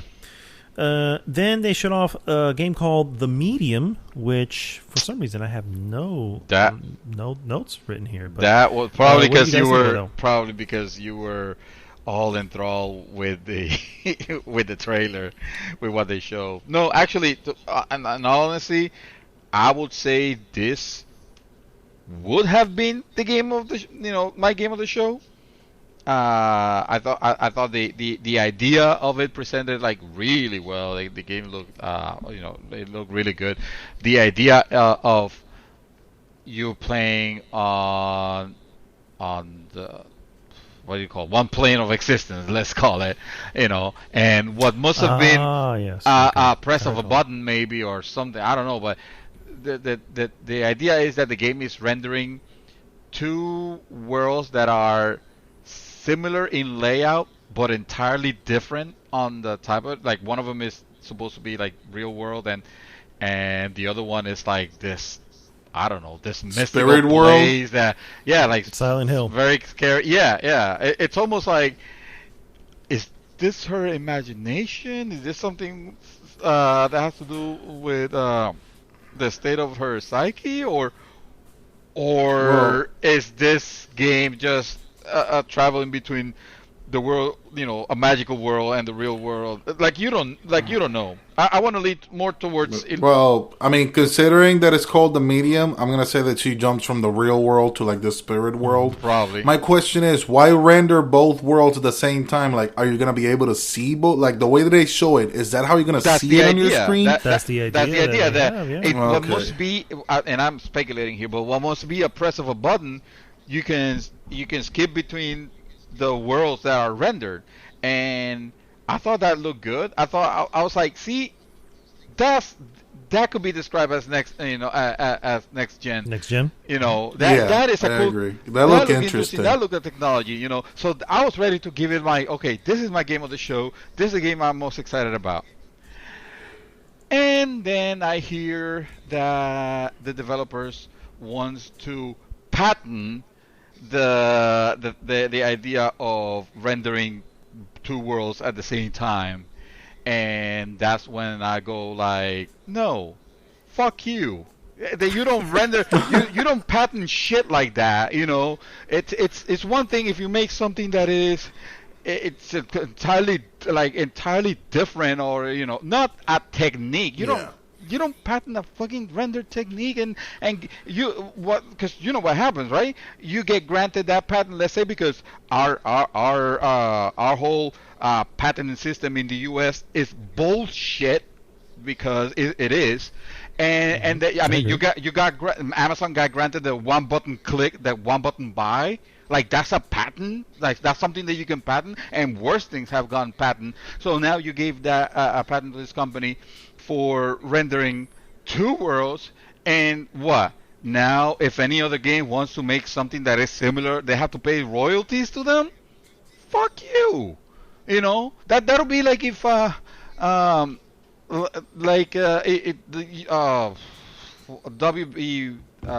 was that game? Shadow Mordor. You know, it had that cool Nemesis system. The Nemesis system that nobody has ever used again. Maybe they may be patented. Nobody, you know, and that's what happened. Nobody gets to do it, because if they want to do it, they gotta pay royalty. They gotta pay for a license to do that, and that's stupid. So I don't want to support this developer in any way. I don't want to talk about this game anymore. Fuck the medium, and we can move on to something else. Fair enough. Fair enough. Yeah, that is also an Xbox, for the record. One of the Xbox studios. It doesn't have a name. Damn it! Why are their names not available here?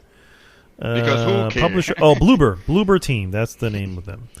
And they definitely committed a blooper there. Yeah. All right. Yeah. So the next game they showed off was New Genesis Phantasy Star Online 2. Mr. David Santos, you'd be the closest one to caring about this one. So actually, no. Oh, I knew you would. Okay.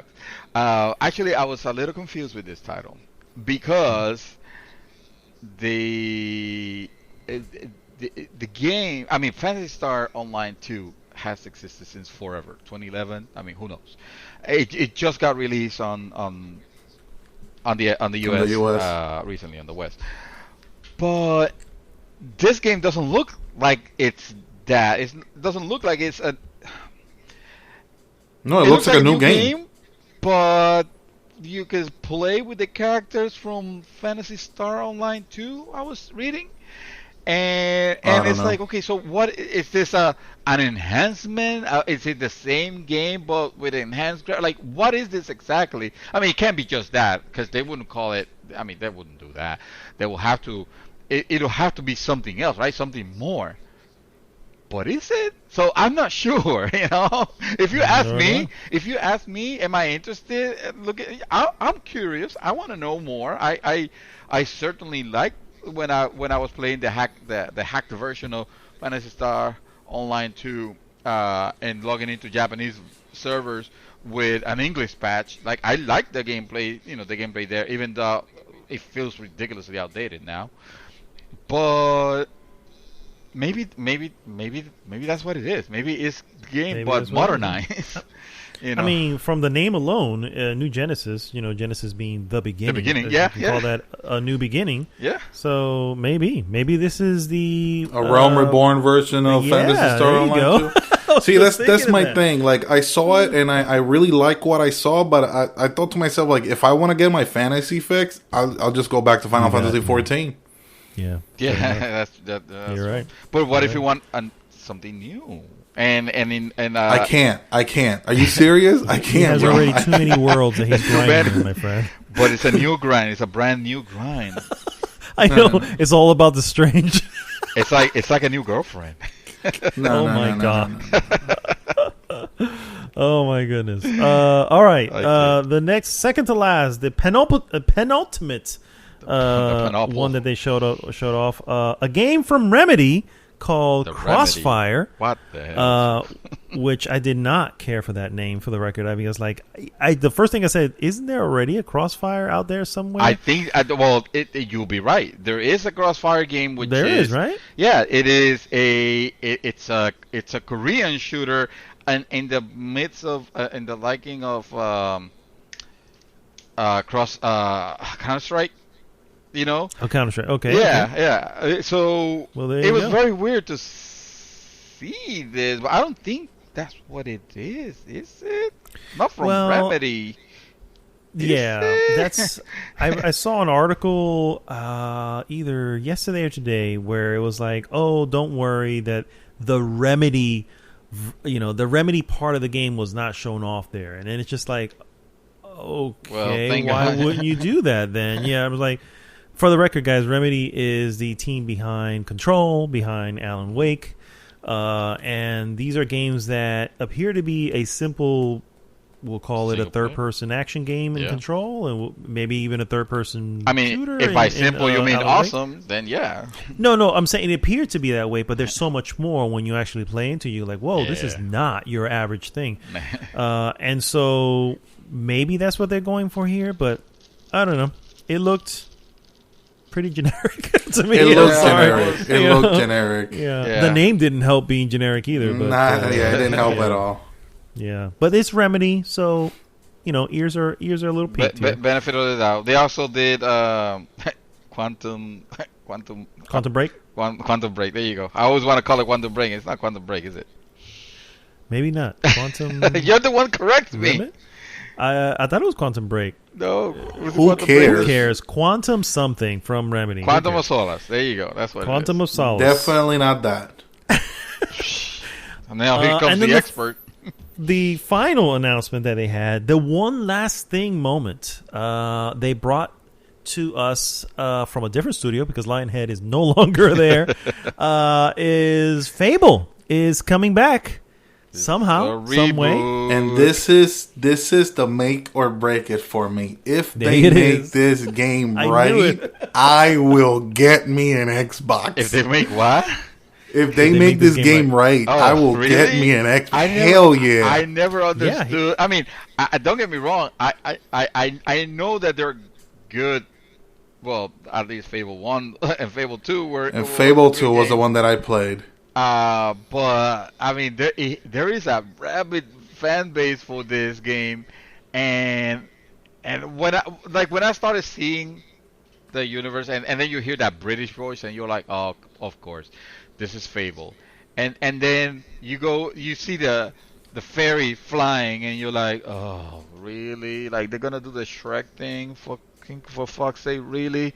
They're gonna do the Shrek thing, isn't it? There's gonna be a frog at the end. It's gonna swallow her, and then that's gonna be the stop, that moment, and that's exactly what they do, and you're like, oh. I mean, I wasn't expecting it like that, mind you, but okay, Dream. I was literally like, I was waiting for, there's gonna be a frog, isn't it? There's gonna be a frog because that's what they did in Shrek, and that's exactly what they did. So that's what they did in Shrek. That's exactly what they ripped it. Like, I mean, listen, you're probably right. I don't recall. If they ripped off Shrek, we're starting off wrong. They're already fucked. They're already fucked up. Right. They already screwed it up. You done fucked up. All right, so I put a couple of pins in here, but before I do present what those pins stood for, what are your guys' overall thoughts? I'll start with Dreamy. Mr. Dreamy, your overall thoughts on the presentation, what they brought, what their plan is. Well, I don't think anybody can argue there were games shown. There were several titles shown. Not a lot of gameplay, again, because there was a lot of trailers that was just trailer. But they wanted to see games coming out on the console, and there are games that be shown, on the console. Was there anything there that moved the needle in any way for me to get excited about an Xbox? No, absolutely not. Honestly, this presentation was, even though I appreciate the fact that there was great representation on it. There was a lot of characters, a lot of female leads, a lot of black leads, a lot of interesting concept that it was not just, dude bro with a gun, even though they started with that. But aside from that, the ultimate dude bro. There was not a lot of dude bro with gun, 7 or something like that. I felt like they had a chance here. They had the last chance here to prove that the Xbox could have been the Xbox One X. Sorry, the Xbox Series X. God damn it. Was going to be a good investment, and they missed it. And unfortunately, you could tell that they really tried, but they missed it. First of all, the whole thing with the exclusive. That was annoying. Yeah, that needs to stop. That needs to stop. Like they've been doing that now for 6-7 years. That was it's like that was doing? That is 3 years too old already. You know, because that just sounds desperate AF. You know, it's not completely accurate. No, it's not. Well, yeah, some of this is not exclusive. It's not exclusive. So it's not exclusive at all. It's like exclusive, and then in the end, Xbox Series One, Xbox Series X, Windows PC. Okay, got it. Getting it for PC. Yeah. Also, I feel like the whole conversation, like we didn't get any exciting news out of this at all. You know. We didn't see Lockhart, which they already said they weren't going to show it, but they didn't even give a hint of price, which right now it is like that's all they have left. All they have left is let's just lose money like crazy on this thing because somehow we need to undermine PlayStation 5 because they already fucking won. And I hate the way that sounds, but it's true. Halo, what the hell were they thinking showing it in that stage? That stage. If Halo did not 6-month-old build, unbelievable. If Halo did not have, and I'm gonna finish soon. If Halo did not have ray tracing to show the power of this console, then it shouldn't have been shown at all. And that's not an elitist thing to say because ray tracing is no longer the realm of PC only.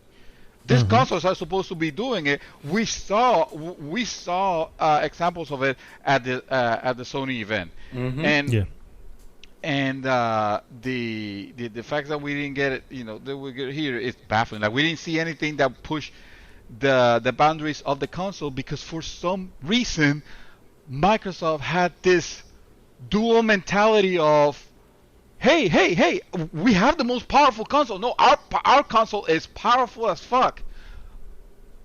But our games need to be backwards compatible because, we need to have for some reason we need to have Halo Infinite run on Xbox One because of all the Xbox One. That's people. Exactly. Then what are you exactly doing? The reason why. Yeah. Like what are you doing, Microsoft? Like you can't please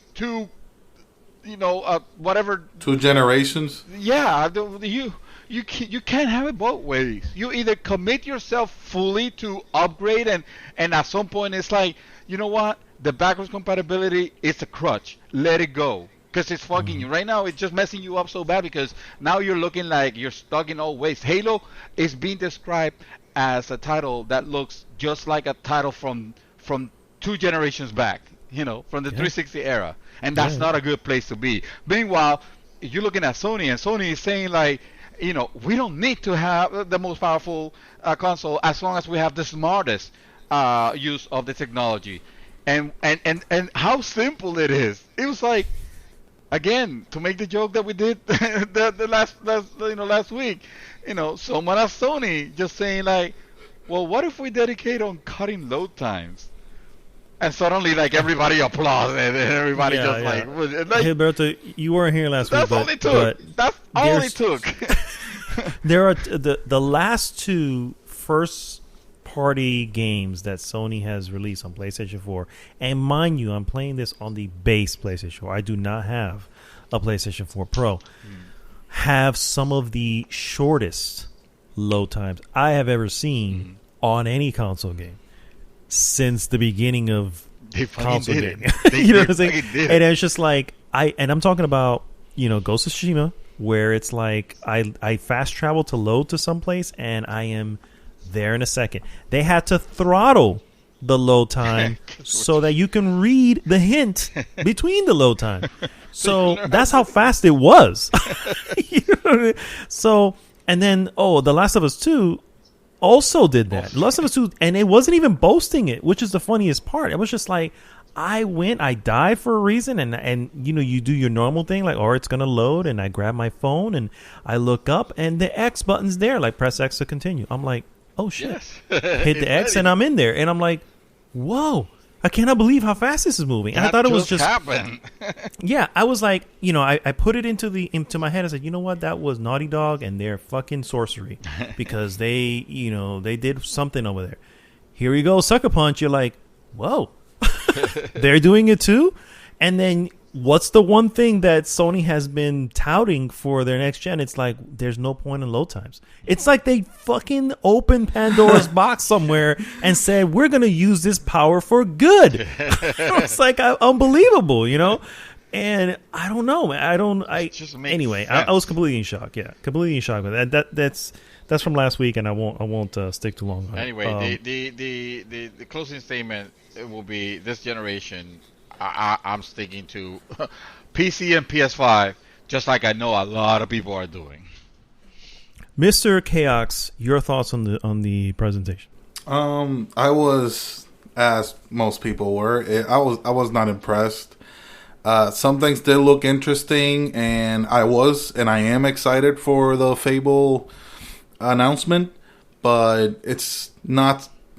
It's a wait and see game. They didn't show anything but a cinematic trailer where a fairy gets eaten by a frog. Mm-hmm. So, and again, the way that the games look, what does it say about your console that's supposed to be the most powerful ever when the Ratchet and Clank game looks better than anything you showed in your entire reveal? Ratchet and Clank game. The Ratchet and Clank game was a ray tracing beast. It was just like I'm seeing reflections everywhere. If only, but the technology of the loading of between the worlds and stuff like that. And it's not just that. It's not just the ray tracing. Look at the textures. Look how smooth and everything, how pretty everything looked. Yeah. I agree. Nothing they showed compared to that. And it's a Ratchet and Clank game. God damn it! How does Halo Infinite look? Nothing. It Ratchet and Clank made that Halo Infinite trailer look like Pong. Wow. Wow. I think we took it a little far there, but I understand the feeling because I feel the exact same way also. Yeah. I can't say. I can't keep talking about this. Okay. So I'm gonna. I'm going to. So I'll have the closing comments on it, but I'm going to bring back the pins that I made on this because I feel that it is time for us to accept something when it comes to Microsoft, and I think here it is. I think that Microsoft has made a decision to be a service first, and console gaming maker second. And here's my points. If we look back, first off, we look at Halo Infinite, right? They already mentioned that Halo Infinite is meant to be a 10-year thing. They're just going to be building on this game going forward. So it's like, okay, so we're not going to get another Halo for quite some time. They're just going to be iterating on this particular one, maybe adding, I don't know, fucking expansions and all that shit into the thing. Okay, fair enough. That's an interesting way to take Halo. Also, because you're going that route, okay, maybe that's why it explains a little bit that it doesn't look as impressive if you're going to be that type of game that you build on. And then you look at Forza Motorsport. No title. Oh, rather, no number. It's just Forza Motorsport. Maybe that's another thing that they're doing with that. And that becomes another platform, right? And then you look at Fable. Now, Fable's a reboot, no number. Supposedly. Allegedly. But it could be a reboot to be just that. Oh, God. Another please, platform. You see what I'm saying? God, please. So, but let me get to my point. I'm already scared. So, when you put all these clues together, and you go, okay, well, maybe that explains the route that they're taking. Then you look at Games Pass and you look at this entire list. Here's the most impressive thing of this show. Everything we saw, good, bad, mediocre, or questionable, or slightly interested, all of it is available on Game Pass. You have Game Pass, yes. You have everything they just saw. Yeah, no questions on answer, but $10 a month gives you everything, and you cannot look at that and go, "Man, that's not it." No, that's impressive. That's fucking impressive. That's an amazing. That's very an amazing impressive. thing. But what does that mean? That means they're a service. That means they're like, we're not going to have probably the top of the line whatever type of games. but we're going to have the top of the line service games. Maybe not a service game like we know it, you know, in the sense that it's going to be microtransactions and all that shit, but it's going to be a platform where it's just a service that gets you these games with the fee you're already paying $10 a month or more if you're doing the $15 a month the ultimate. That's the direction that Xbox seems to be wanting to go, and I think it's time for everyone to just accept it. That is just all right. But let me ask you this. And this is actually directed at Dream because he said he was scared. Is that necessarily a bad thing? Instead of buying, Halo Infinite 2 and 3 or Fable 2 and 3, or Forza Motorsports again, just keep expanding on what you already have. No, I meant that turning Fable into a games as service is a scary thought. Having the idea of making all these platforms to support for 10-year cycles doesn't sound scary. It sounds boring as fuck. But maybe that's just where they want to go. Because at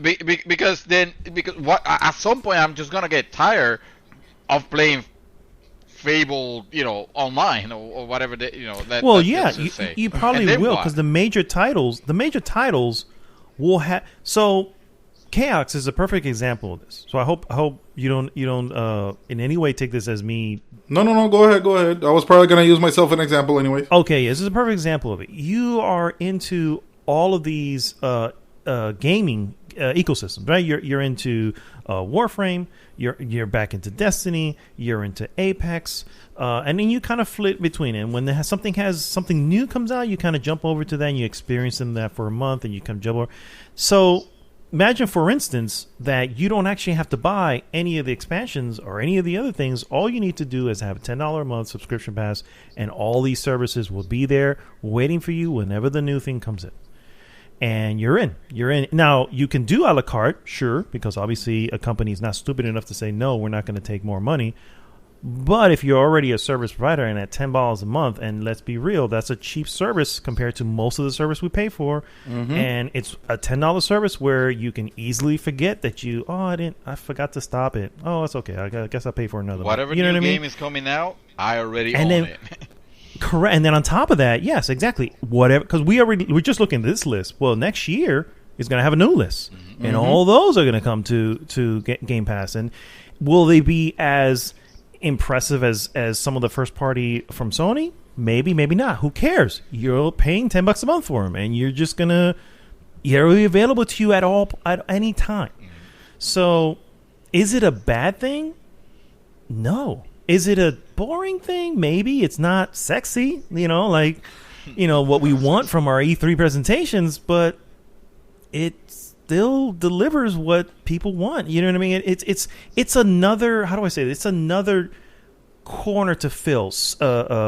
Nintendo, right? Nintendo, a while back, we were like, you know what? Nintendo's just off doing their own fucking thing. At this point, they're not even trying to compete with Sony and Xbox. Well, maybe Xbox is doing the same thing, saying, well, we're not going to compete with Nintendo.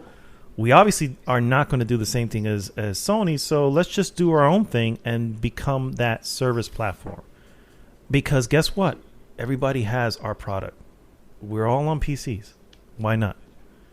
Yeah. You know what I mean? And maybe that's just something we as gamers just need to accept, that, hey, this is just the direction Xbox wants to go to. And maybe that's not a bad thing, because they're going that route. Sony will still be there, and you will still get your console and your whatever, and through them, and your top of the line, what is it?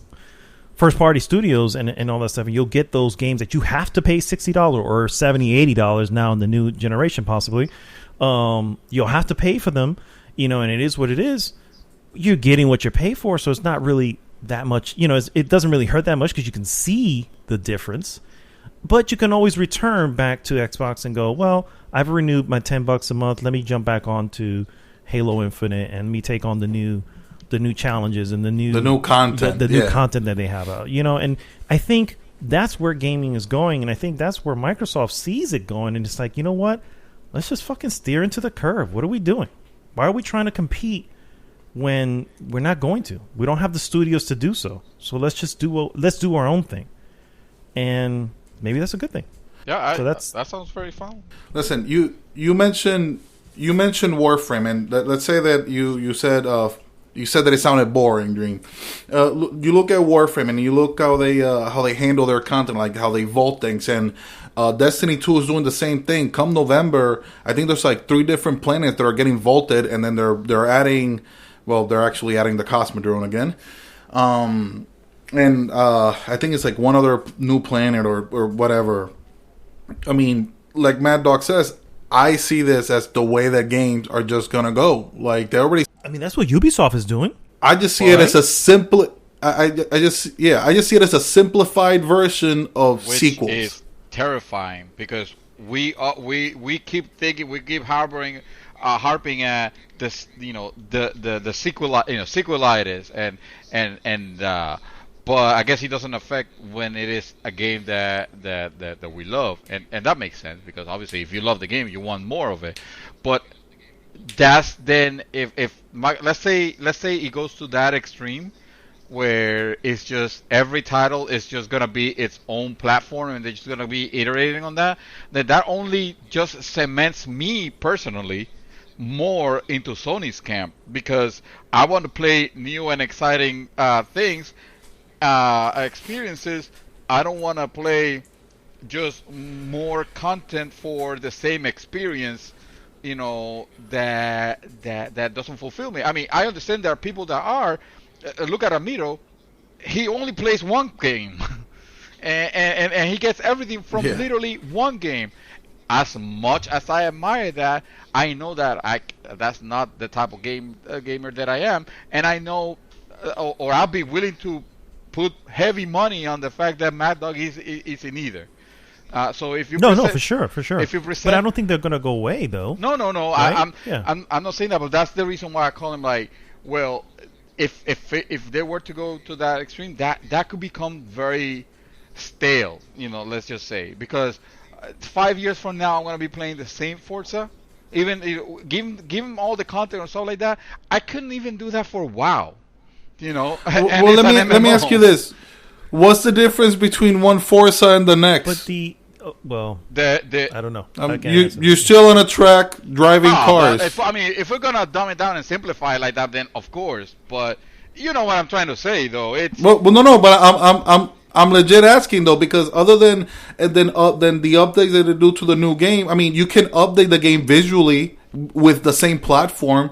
You can update the mechanics. You can remove mechanics. You can add new mechanics. And the same thing with the features. Well, then what we're literally arguing is just having a number. And I don't mean that. I don't mean that in the sense of numbers because even games that are the games of service, they still have a number. They still put version 2 point whatever or version 3 point whatever or Warframe version 5 point whatever. What I'm asking is for, hey, I want to play Spider-Man Into the Spider-Verse and have that experience, and maybe I don't want to play Spider-Man. Not Spider-Man Into the Spider-Verse. Marvel Spider-Man. You know what I mean. Mm-hmm.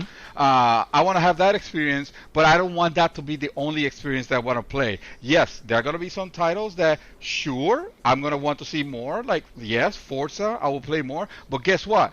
Even Forza Horizon, my favorite racing titles, even those with all the expansions, I don't get to play all the expansions. Even though I pay for them, thinking stupidly that I am, I don't get to play all of them. You know why? Because by the time those expansions are out, I'm already bored with it. I'm already past that. Like I'm ready to play the next thing.